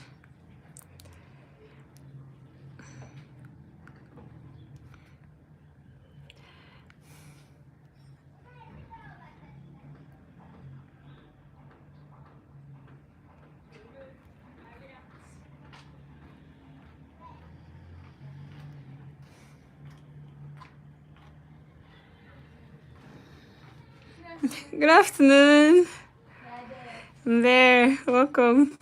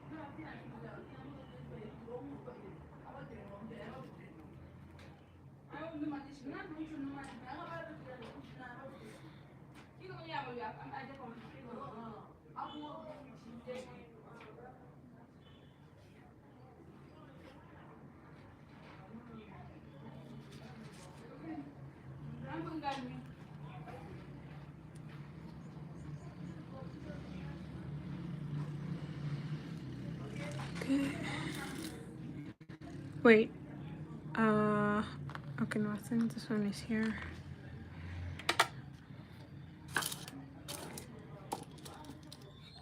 I hope I didn't mix that up. This should be like this. I have a feeling I mixed up this middle finger. This one should have been here. Oh, I'm gonna sort it out later.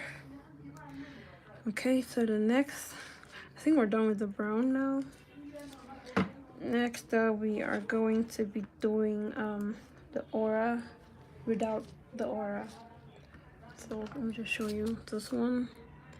The ring finger, this is what we want to do now, the ring finger. So the whole aura.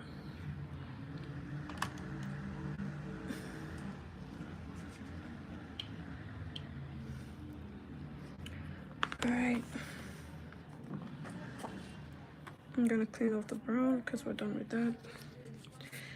This other one, which has the top coat, I'm gonna leave it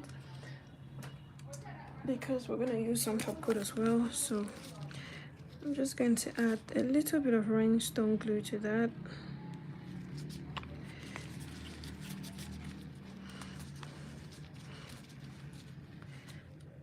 And then an any tiny bit of black gel polish, just a little bit, nothing crazy. Okay, that's enough. Then we're going to add a little bit of that top coat.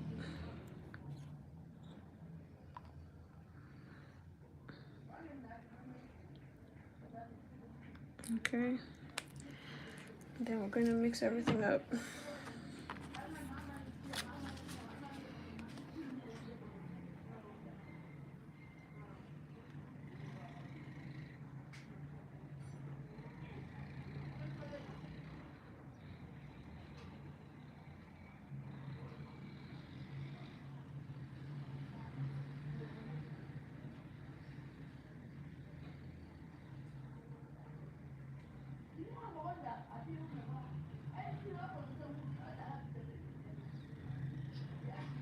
I find that when I mix like this, it doesn't get, doesn't trap a lot of bubbles.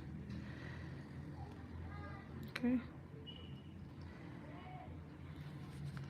That felt satisfying to do. All right. Okay, so now we're going to come up to this other.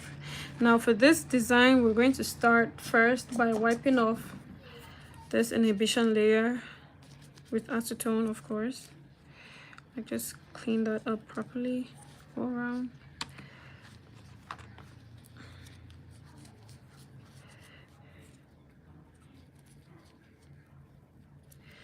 Then we're going to go in with matte top coat, still from Rizial.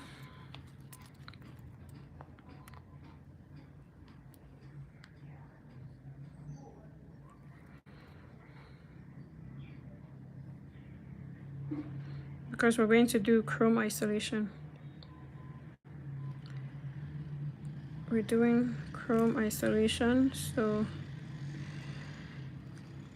this is the way to go about it, to make sure that your chrome comes out clean and crisp. Oh, this thing has so many loose cotton. Got it.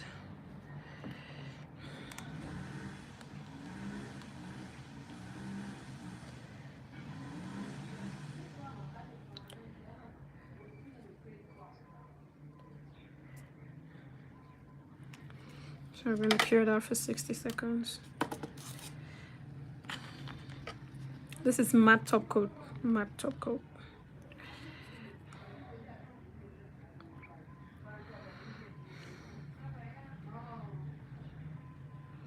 I'm making sure to cover the entire nail. Oh, there's some stuff on the nail. Trying to get it out. Got it. I hope. I hope so.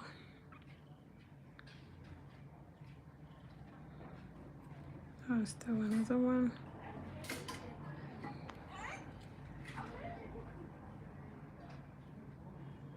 Got it. Alright. Then we're gonna cure this for 60 seconds as well. I'm just going to wait for that one to be done.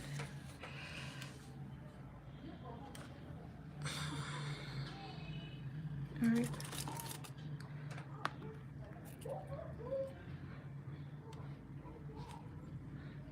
I'm gonna pop this one in there, 60 seconds too.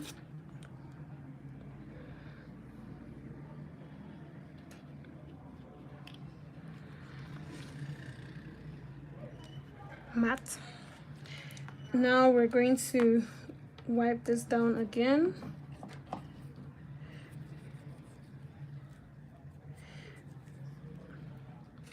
Let me move that aside so dust doesn't get into it. Then we're going to use a buffer and just buff the top very lightly. You don't want to do it too harsh. Very lightly, very gently, you just buff.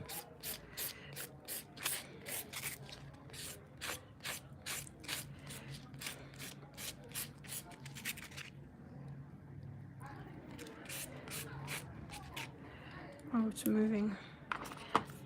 I thought I changed this. Let me just do this.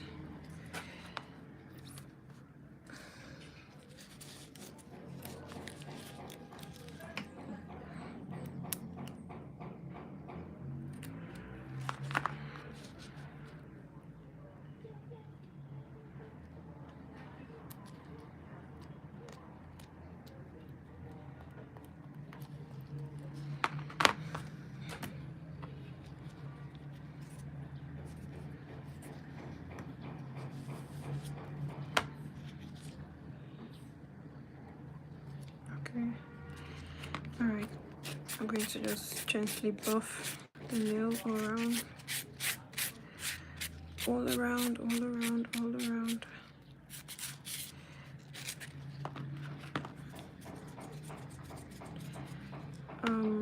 I do not remember where this nail is from.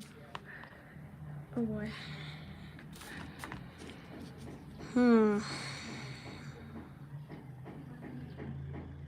I think this one is here.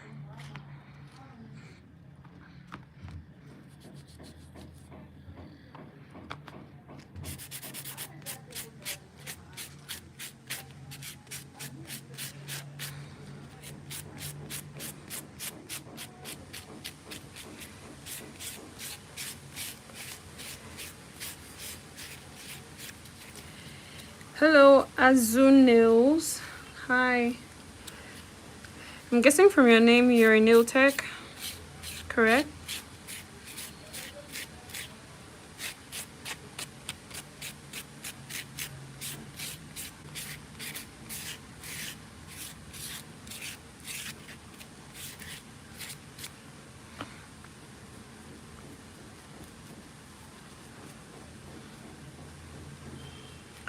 Alright, so now that it's buffed, I'm going to go in with cotton and acetone to just wipe off any dust.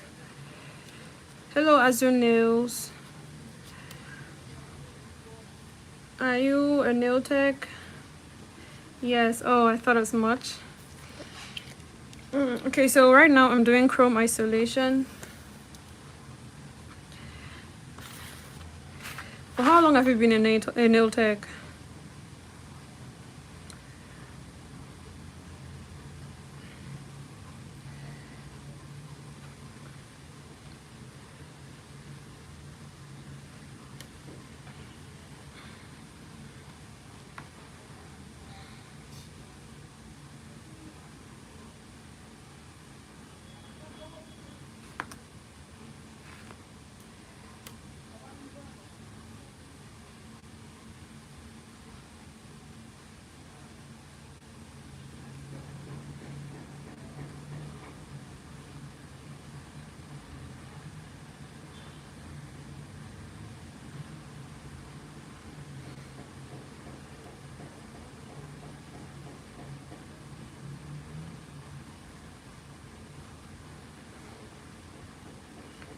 15 years. Wow, that is a lot. You've got plenty of experience.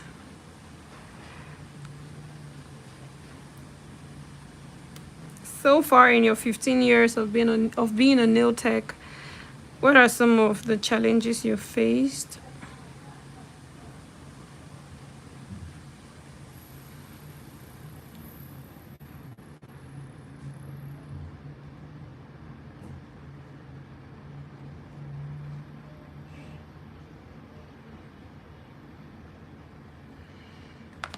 Okay, we're going to dry this down for 60 seconds.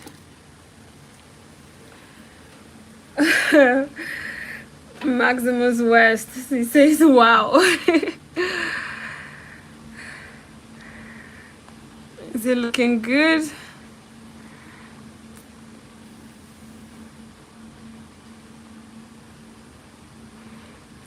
Are you saying wow to the nails or wow to the 15 years? Because 15 years is a lot to have been in this industry.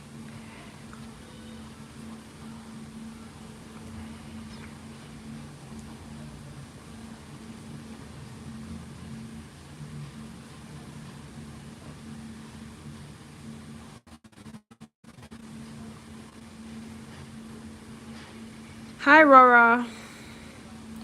How are you doing? To both of them. Okay.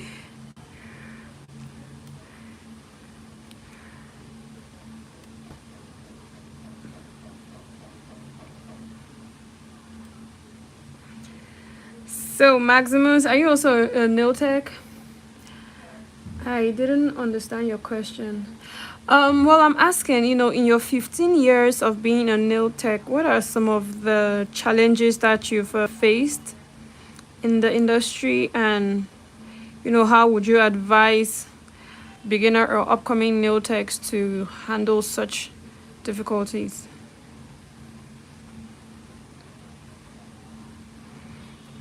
Like for me, I can say that one of the challenges I face is with having clients. It's tough to always be booked, but one way to overcome that is just to stay consistent with your craft.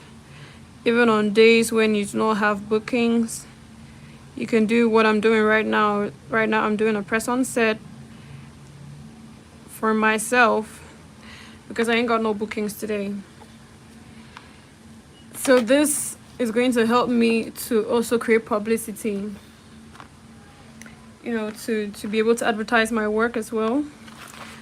Because once people will see this, they'll be like, oh, you did that? Okay, maybe I should give you a shot to do my nails too. So, that's what I mean by, challenges and possible solutions. Yes, I am a beginner though. Oh, there's nothing to be sad about. I mean, everybody started from being a beginner, right?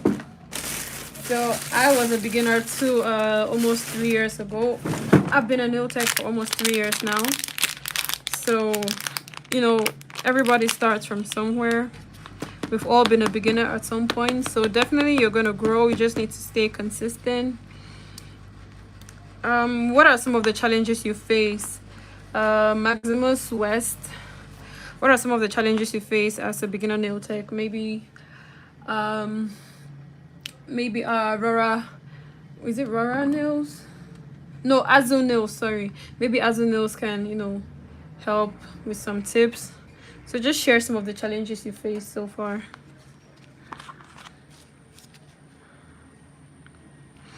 I don't even, well, let me just use this.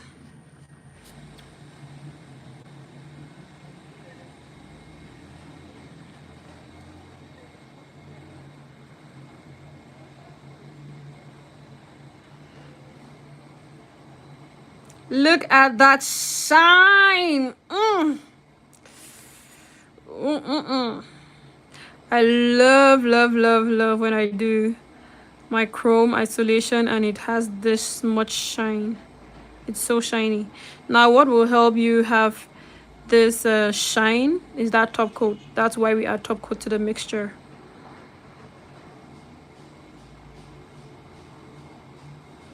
You use rhinestone glue to give it this effect, like the 3D kind of effect. Now from the inspo picture, this is the inspo picture right here. From the inspo picture, there's no much structure to the aura, so that's why I didn't put too much of the rhinestone glue. So just a little bit to give it a little bit of structure of like that 3D effect. And then the black is meant to really like make the gold to pop more, while the top coat is meant to give it this glossy, shiny look that you're seeing here. Let me wipe this off so you can have a better view.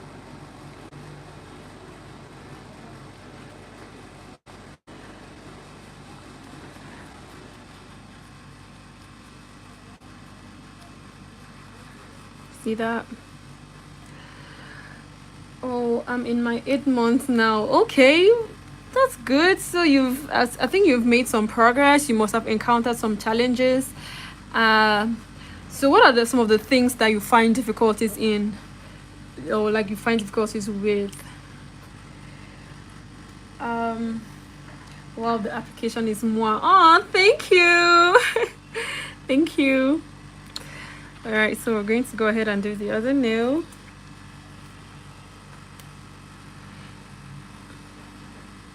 The reason why we applied the top coat, the matte top coat and buff, is so that when we do this, like rub in the chrome, it doesn't stick to any other area but the aura. So you want to make sure you always go in with your matte top coat first. You cure it for 60 seconds, then you buff it very lightly, clean it off with some acetone before you go in to draw your aura. After drawing the aura, you cure it for another 60 seconds, then you apply your chrome, and you should have this look too. Oof, this is so good. Is it just me? Beauty design, thank you. All right. Okay, so this is what we have so far. Okay, we're done with the chrome.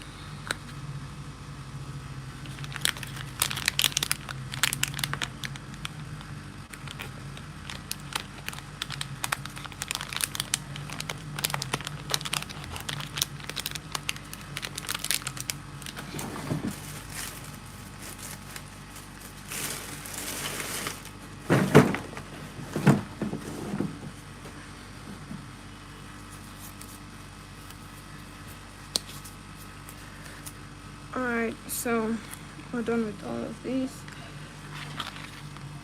Okay, so now what's left on the design? Okay, is to apply our caviar beads to the index finger and the middle finger.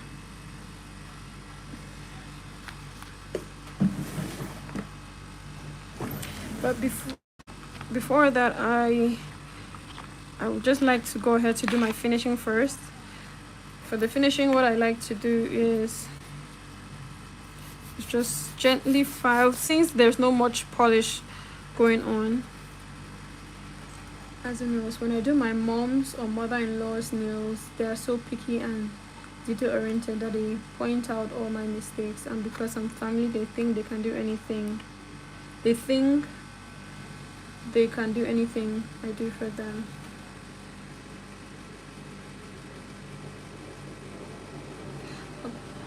Well, yeah, that's actually a bad thing. I think that's the whole concept of familiarity. You know, when you become too familiar with certain persons, especially your family, you know, you're too familiar, so whenever they come in, they just, you know, they feel like they can boss you around. It's really not a good thing. And a lot of times it's just really unavoidable, because how are you going to tell your mom that you don't want to do her nails, right? I face that challenge too, although my mom is not very picky like that. But I do have some friends who, when they come in to do their nails, they be doing the most. Like, it's just a whole lot to handle.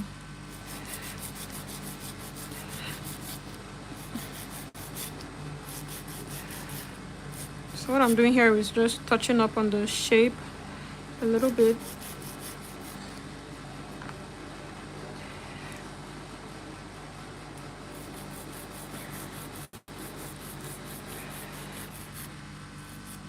I'm being careful not to touch the chrome because I haven't applied top coat yet.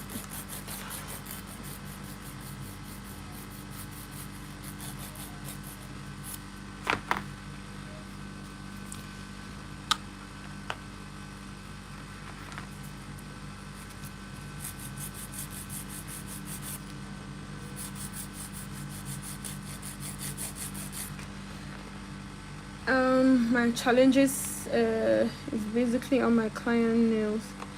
Some have cock-shaped nail, which I find difficult to fix. I mean, when choosing their nail size, also in making some designs.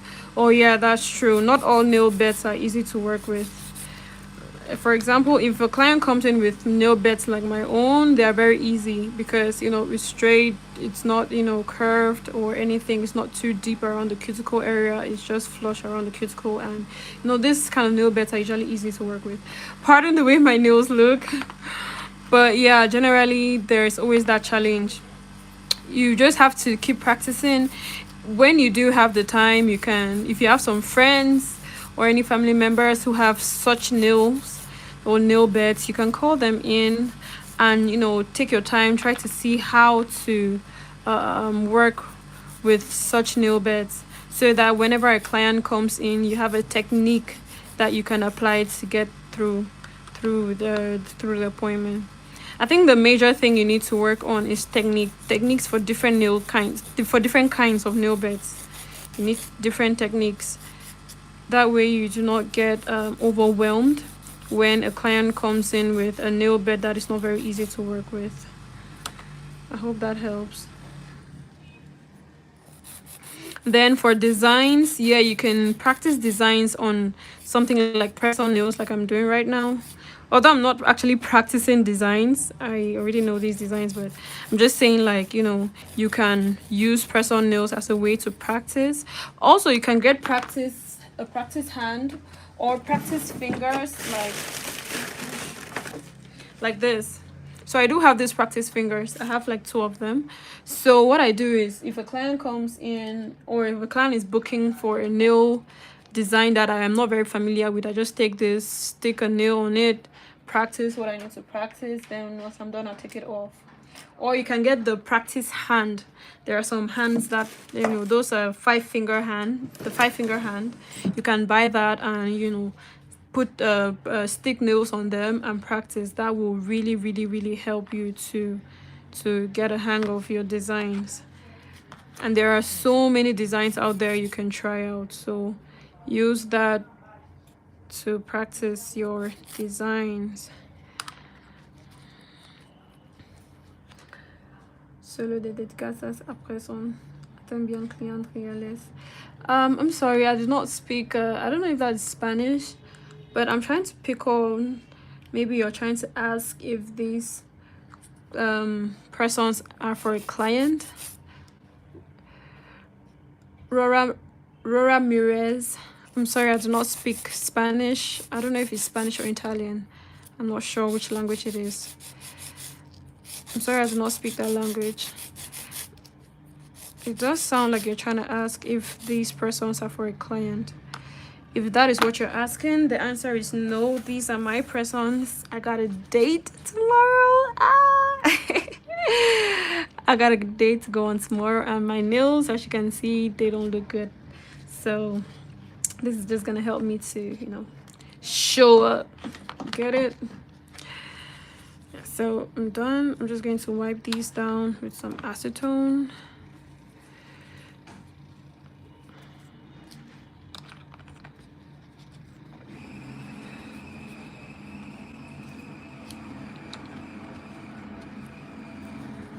Now I'm skipping the nail with the chrome because I have not put the top coat on it. So if I use acetone and wipe, I'm going to wipe off the chrome. That's why I'm skipping it. So for that nail, I'm just going to use my duster and just dust off and just sweep away the dust, and then go in with my top coat. Alternatively, what you can do is to encapsulate. You can encapsulate before you go into file, so that when you're cleaning with the acetone, you can clean the nail as well. Here's what I mean by encapsulating. I'm going to do that now. It's also going to, encapsulating is also going to help you to, it's going to help your nail to retain the chrome, so that the chrome doesn't, you know, fade away and disappear over time.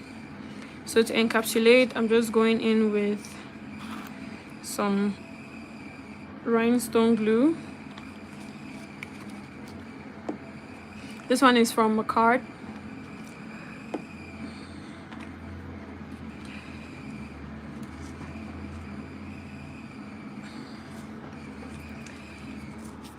Alright, yeah, I understand I priced it and it's expensive, but I will surely buy it. Alright, okay. Might I ask, which country are you in? Maximus West, which country are you in? Or which country are you watching from?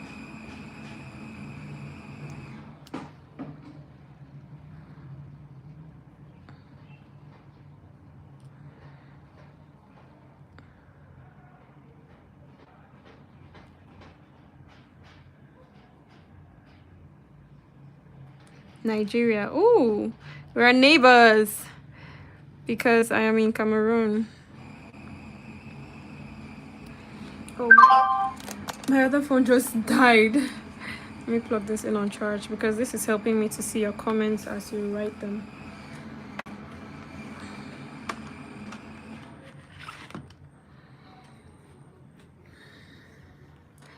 I'm in Cameroon. We are neighbors. Hello, neighbor. Yeah, those practice hands are quite expensive. But for a start, you can buy the practice finger. Where's mine? Let me show you. You can buy this practice finger. It comes with this patch under here, so you can peel this off. If you not want to hold it, you can peel this off and maybe stick it on a table or on a wall or something and work. But if you're okay holding it, then it's fine. You do not need to stick it. I'm okay holding mine, that's why I haven't peeled it off. So you can hold it, you stick a nail on it, then you practice your designs. It works perfectly well and it's not very expensive. Well, nice meeting you here. Same here. It's a pleasure to meet you too on this platform. Please make sure you subscribe because henceforth I'm going to be doing a lot of live videos, and in these I'm going to do a lot of live streams, and I'll be doing a lot of tutorials as well, and you know, having chit chat like this that could help beginner nail techs to learn a thing or two. So make sure you subscribe. I'm not really all the way there yet, but I have 3 years of experience in, so I'm pretty confident that you can learn a thing or two from me, as well as I can learn a thing or two from you. So please be sure to subscribe and turn on your post notifications so that whenever we upload content or we go on live, you get notified. Alright, so I've just encapsulated the chrome. What this does is that it protects the chrome from fading, or yeah, basically from fading. So even if I use these nails for the next 2 years, the chrome won't fade out. It's just going to stay intact and glossy, as you can see it. Now, mind you, this is the first time I'm actually encapsulating my chrome like this. I actually have not seen someone doing it. Like, I didn't get to see someone do it before, you know. I figured because the first time I did chrome without encapsulating, at some point it started to chip off, like peel away. But I know for a fact that you can use rhinestone glue to encapsulate. Like, it really holds down whatever it covers. So that's why I figured to use this, and it's thick. It's not light, because if you use top coat, it might not hold as well. It might not hold very firmly, or, you know, protect the chrome very well. So Sometimes you just need to improvise, you know.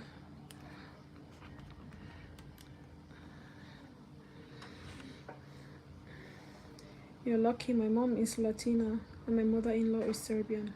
Latina and Balkan together is a force to be reckoned with. They are good people, but they have a lot of character. Well, I actually have never encountered any, so I honestly cannot say. I wouldn't even know. I wouldn't know even, but you know, it sounds like you do have a lot to deal with. I'm sorry about that.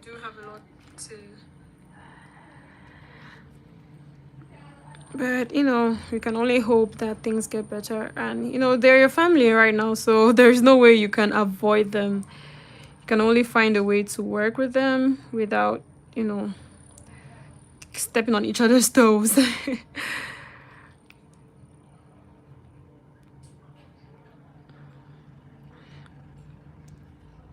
So, which country are you watching from? Azul Nails, which country are you watching from?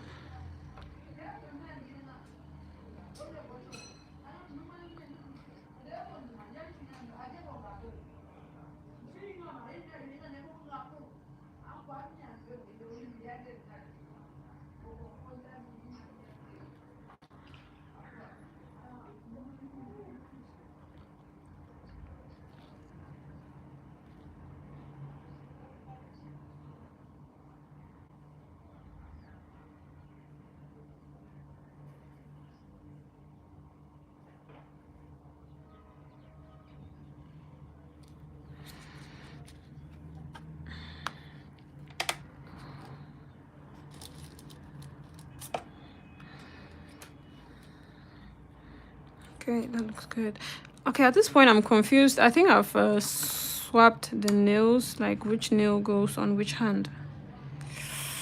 Ooh, well, hopefully I can figure it out while I'm sticking them on. Okay, so we're done with... Oh no, we're not completely done yet.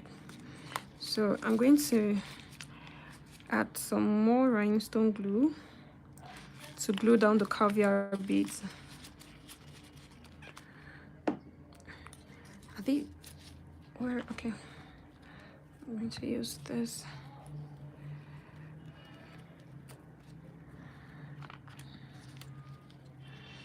Let me take a look at...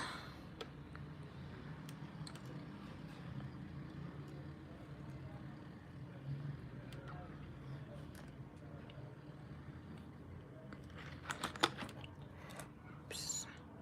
Okay, so 2, 3, 3.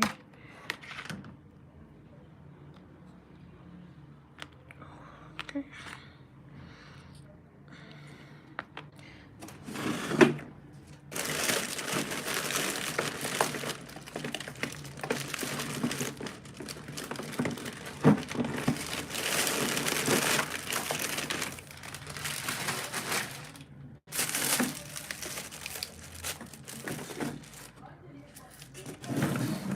I think after this, I'm going to do my cluster lashes. Who would like to see that? If you'd like to see that, just let me know so that when I'm doing it, I can go on live again to do cluster lashes on myself.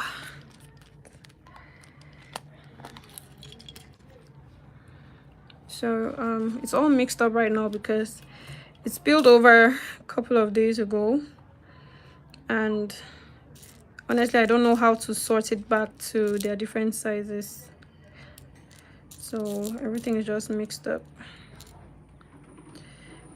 I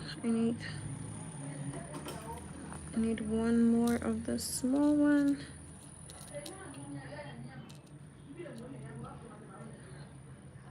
Okay.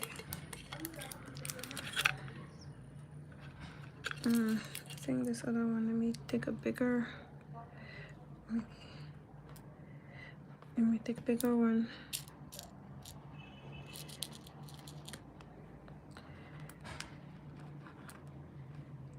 And another bigger one. Okay.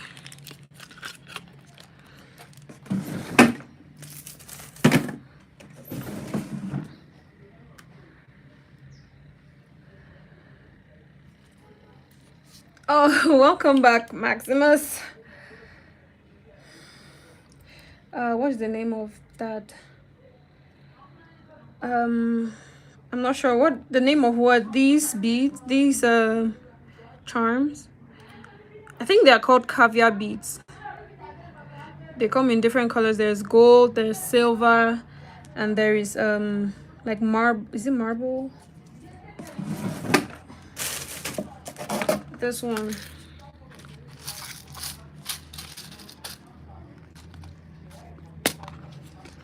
So there's this color too. So there's gold, there's silver, and there's this pearls. Yes, pearls. These are pearls. No, not beads. The gel in the black tube. Oh, it's rhinestone glue.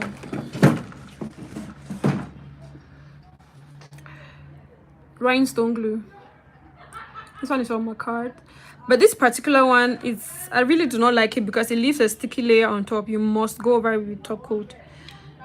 There are some other ones that when you apply it, you do not need to, even without top coat, it's not very sticky. This particular one is very sticky.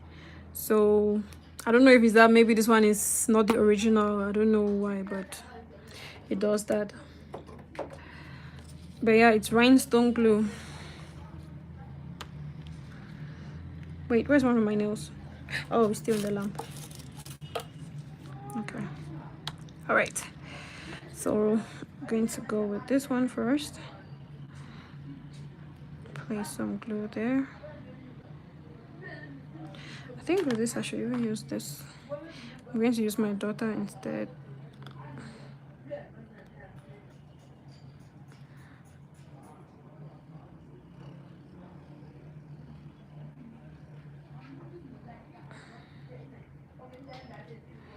I'm going to add some more glue here and add some other glue behind. Okay, thanks. You're welcome. I'm going to stick this one here.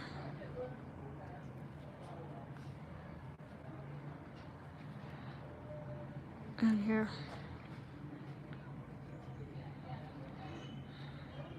Make sure it's straight.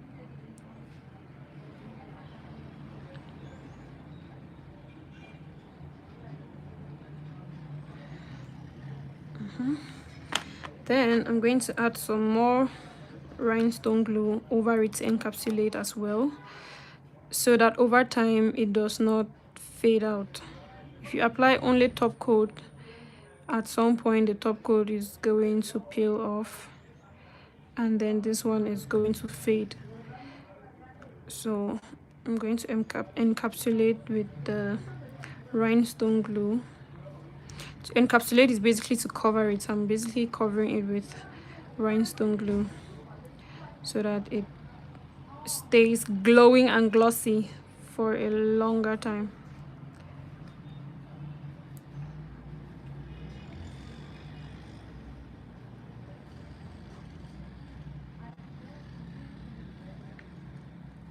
Okay, now I think it's fully covered, so I'm going to adjust it again.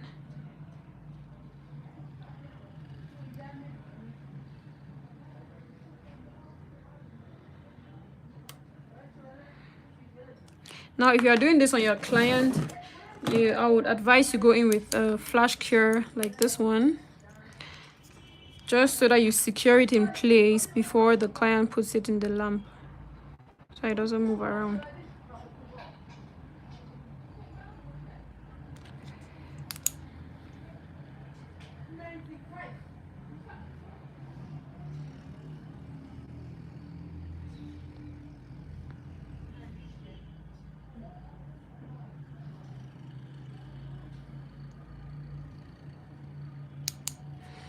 Good. So now it's held up in place. I can put it in the lamp, or I can even just keep it here first so that I put everything in the lamp at once.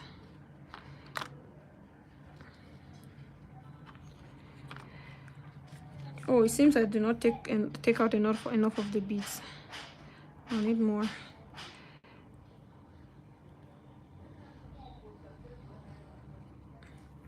I am Latina, and I'm also grateful to God for placing such strong women around me. Their character showed me that I can do more, and in the nail industry, that I can do more and more in the nail industry, and I learned to love my work. That is such an amazing way to look at it. They say when life throws you lemons, you make lemonade. So they are tough, but then, you know, they have helped you to build your skill, and now you're excelling. So that's a very, very wonderful way to look at it. I'm so happy for you that you get to see things like that. You cannot always focus on the negative side. We always need to look at the positive and be grateful.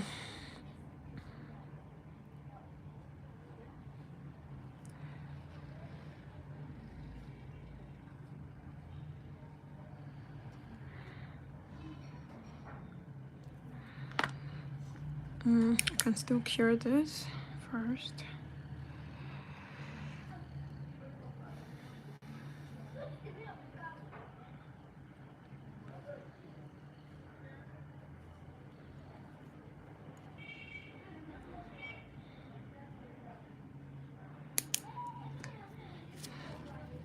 Then I go in after to encapsulate.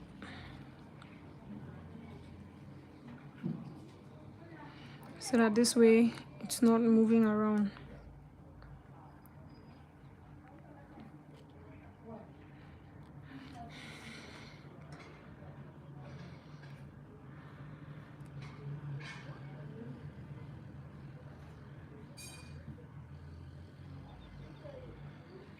I advise you use a shorter brush for this encapsulation because this long one is too flexible. The shorter brush is more precise and you can move it around much quicker. Okay, so that's good. I'm going to pop this one in the machine for 60 seconds. I did not take out enough beads, so I'm going to grab some more.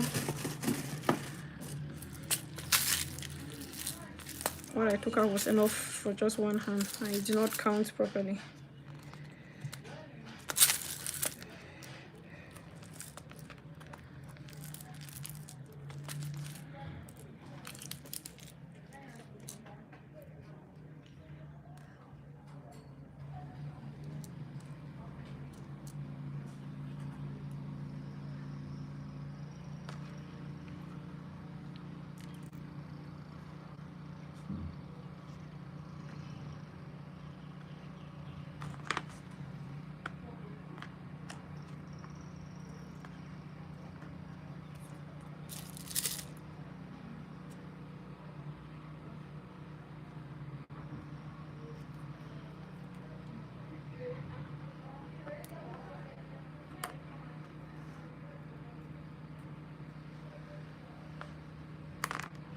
This thing gets really sticky.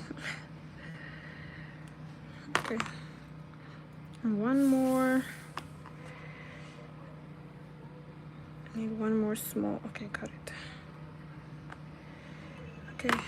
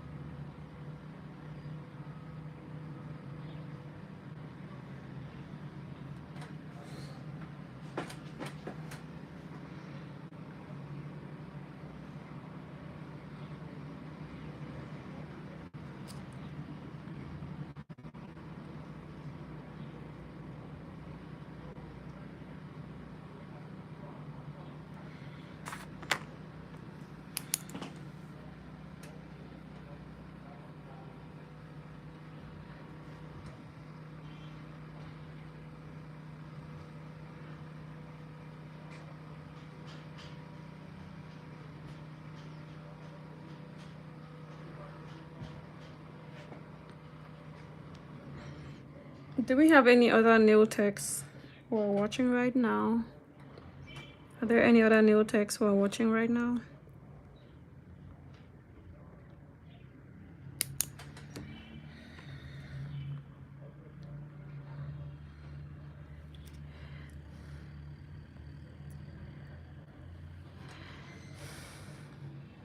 So, what is your favorite moment or your favorite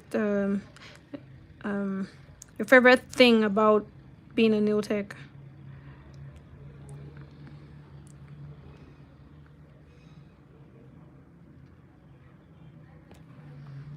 What do you love about being a nail tech?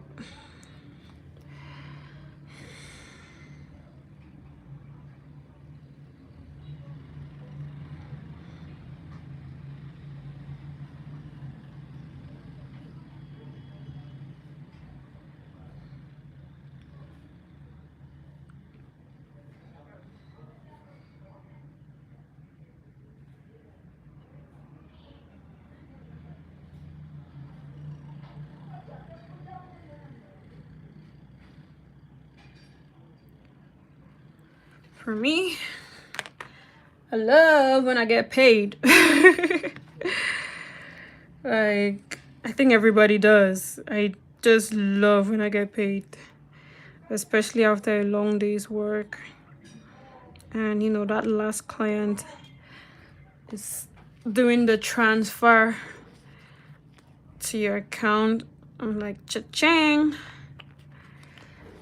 That is so satisfactory. Another thing too that I love about being a nail tech is the confidence that my clients be walking out of here with. You know, they just, when they come and they get their nails done and they're walking out the door with some extra level of confidence and boldness. They're not trying to hide their nails. They're, you know, keeping their head up high because they know that they be looking good. I'm like, that's it. Like, that's the spirit. You know, it's just that the feeling that I was able to help them boost their confidence. It's so satisfactory. It just, you know, gives me more and more reason to just keep going at this job, even on the days when it's stressful, because being a nail tech is not easy. Right now, my back hurts a lot, but you know, gotta do what I gotta do. So things like that make it worthwhile. Well, they work. No, not yet. I start making yesterday. That people they start making that to around me. Thursday, okay, no problem. Or try even work make again today and then finish on tomorrow. Yeah. Okay, you want to go that married for Saturday? Yeah. Okay, all right. Ah, okay. All right, no problem. Okay. It gives joy. It absolutely does. It gives joy, especially that when they are cashing in and they're like, give me account details. I'm like, money. All right, so I'm done with the nails now.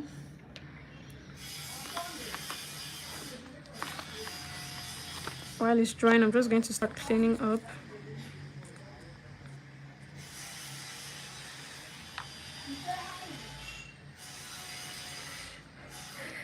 LOL. I mean, like, who doesn't like the money? Like, yes, we love, you know, being able to boost the confidence of others and, you know, make them happy and all, but, you know, the money part, it definitely counts a lot, because nobody wants to be doing that for free.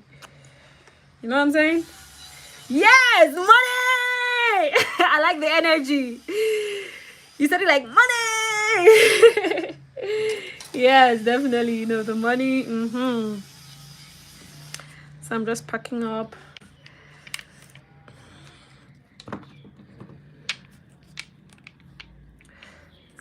My top coat. Brown. So these are the polishes that I used for this set.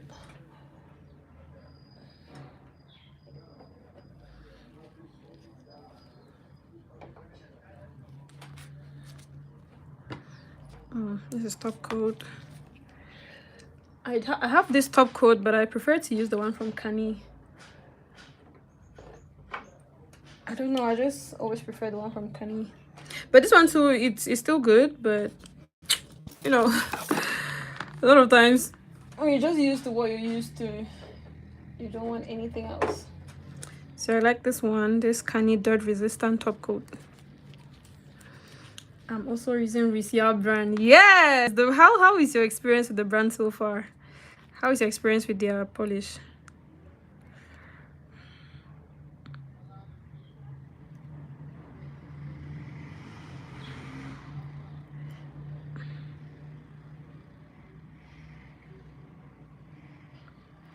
Money, money. I'm in love with money.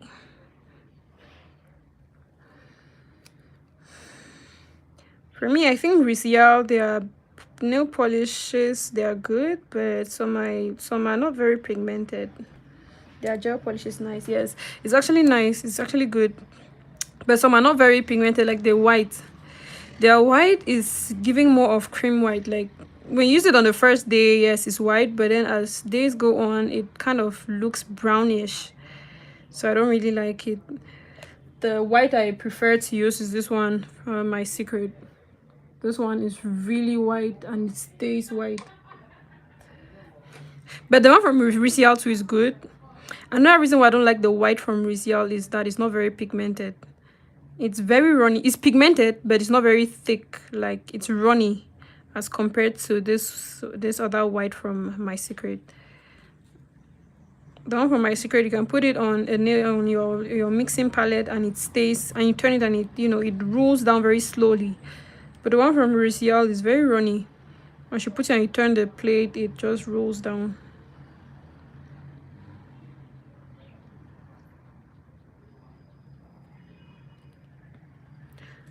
Yeah, I'm not using Ricial white exactly.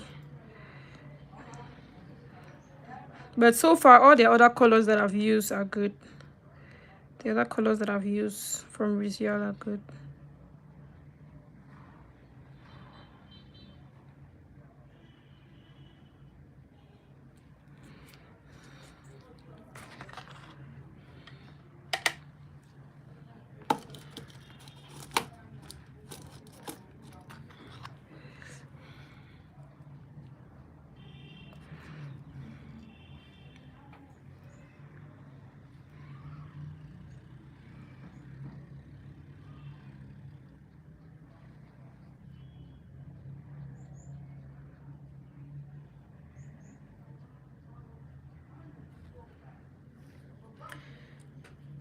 Yeah, others that I'm using is good. Yeah. What I love is sitting down and doing nail designs. I don't know if other girls feel this way, but I dream about nails and I like to put what I dreamed on my nails afterwards. Aww, that is really I don't know, like you're really connecting with the craft. You're really connecting with the craft to actually dream about nails, and then you wake up and you draw, you know, the designs on that you see in your dream. That is something. I do like doing nails, don't get me wrong, I love doing nails, but I just never dream about it, you know. So I think you have a deeper passion for, you know, nail craft, because, you know, if you didn't, you would have already quit by now, because 15 years is a lot of time to have been in the industry. So if you're still there, you definitely do have a deep love and passion for the craft. So kudos to you. You're doing so well. Keep going. Keep going, girl. And I do like doing nail designs too. What's your worst thing about doing nails? For me, it's the filing part. Like, I can do everything, but you see that filing, I do filing, but I do not like to file. Like the shaping thing, I really just don't like it. Like, I like being able to do designs.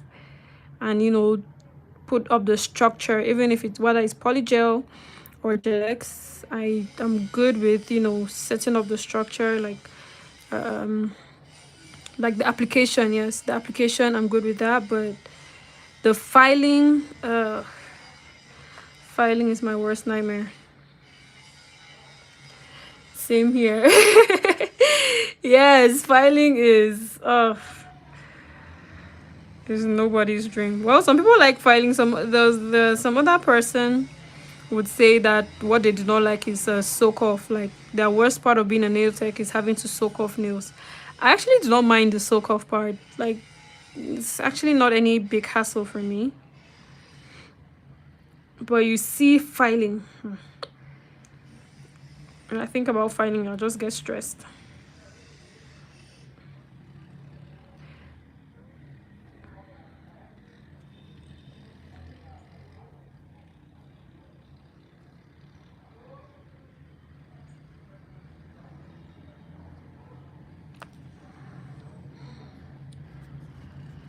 And it takes time. Yes, it does. But I recommend you get an e-file. Do you have an e-file? If you do not, you should get one. An e-file is going to make your filing so much easy. You will come down to get the best shape. Indeed. Filing is not for the weak.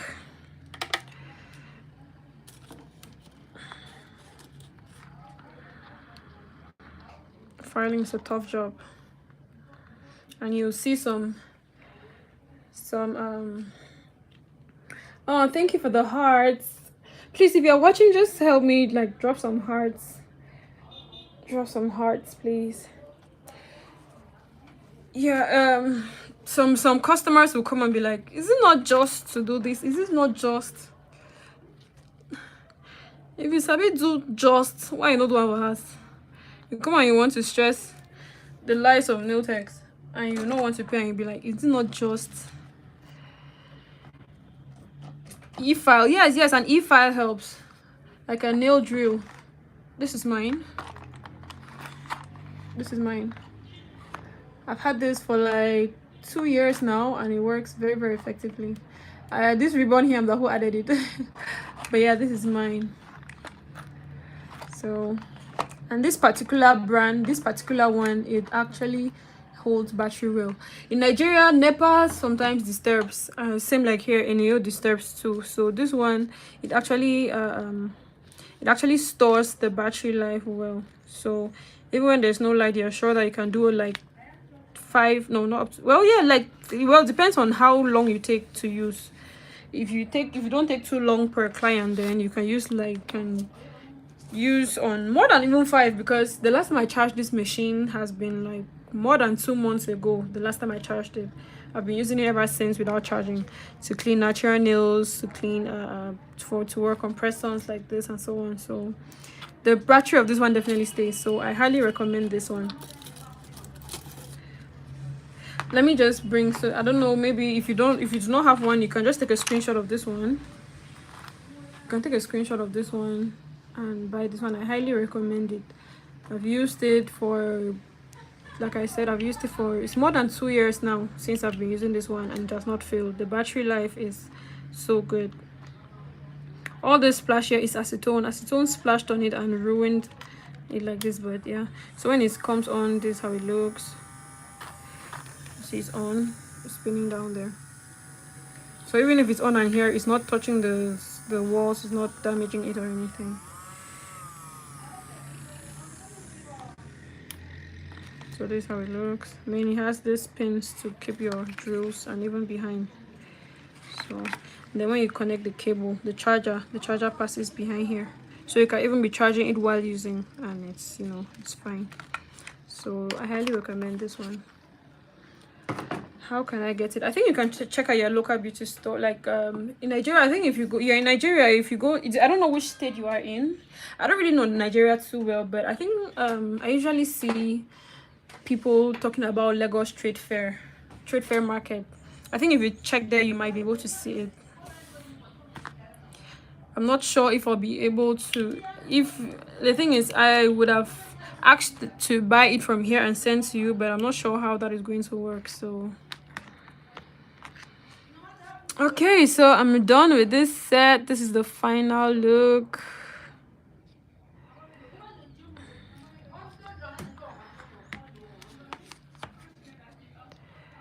This is the final look. I'm just adjusting it. I'm in Anambra State. Honestly, I don't know how. I do not know of any nail techs in Nigeria who can have this, because so far I've seen this one. I've only seen this particular one. I've only seen it with 2 vendors here in Cameroon. The vendor where I bought this one from is the one who had it, and the person who supplied it to him. So those are the only 2 vendors here in Cameroon that I've seen this particular brand. So this particular one, I don't know if you even find it in Nigeria. But if you don't find this one, I think there are other ones you can find. I think there are other ones you can find in Nigeria. How much can I get it? Honestly, I cannot tell because we don't have the same currency. Our currencies are not the same, so I cannot tell you how much you can get it there.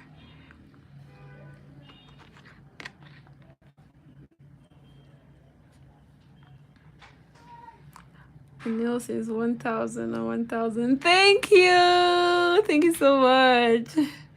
I was just about to ask you guys to rate me. Thank you so much. So this is the final look. I'll be wearing this for my date tomorrow. Let me just pop one up here to have a quick view.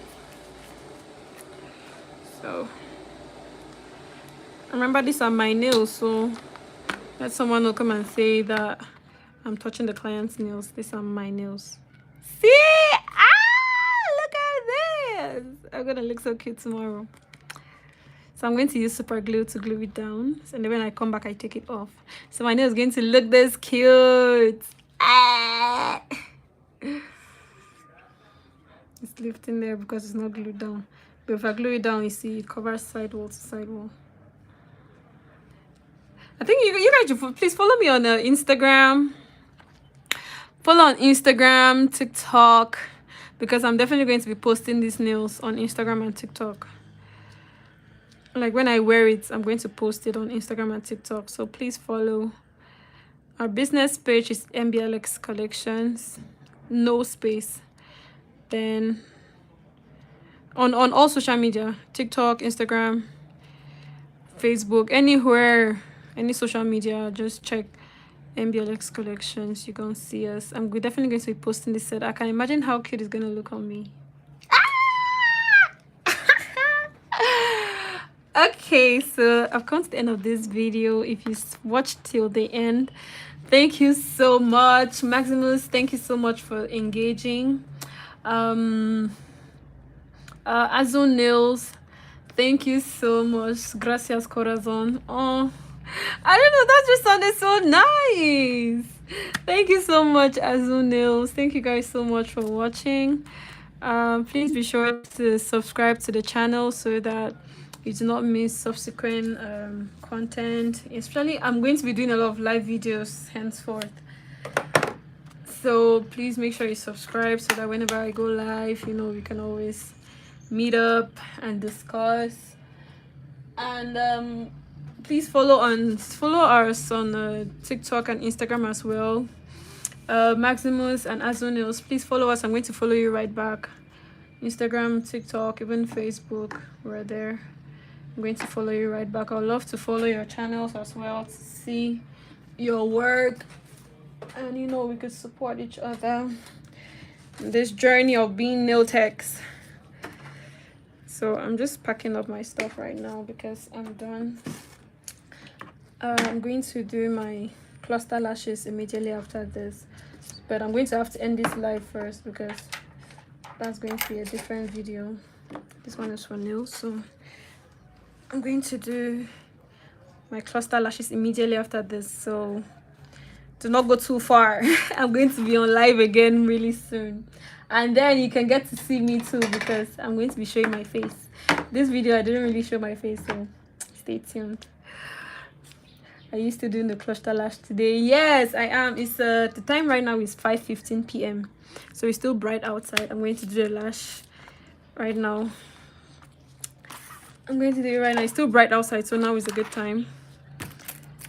I'm going to do it now so that tomorrow I can look cute when I go out. I'm going out for a lunch date tomorrow. I feel like I'm telling you guys too much. I'm not on TikTok, Facebook, and Instagram. Why not? How are you a nail tech and you're not on at least TikTok? Even if you're not on Instagram and Facebook, you should have a TikTok account. TikTok is one way to really get your work out there, and like people get to actually see your work, and you're able to build your customers. You're able to build your customer base, especially as you're complaining about having problem with clients. TikTok is really going to help. It's going to help with your visibility. You get to post videos. Anything you do, just post your videos online on TikTok. Is really going to help. My phone has issue, but we'll fix it soon. Oh, I'm sorry to hear about your phone, but I do hope you're able to fix it soon. Well, okay, well, I think I've said a lot already, and this live has already gone on for too long, so I'm going to end it now. Thank you guys again so much for watching. Please like, share, subscribe, and I'll see you guys in my subsequent videos. This is so cute. Okay, bye.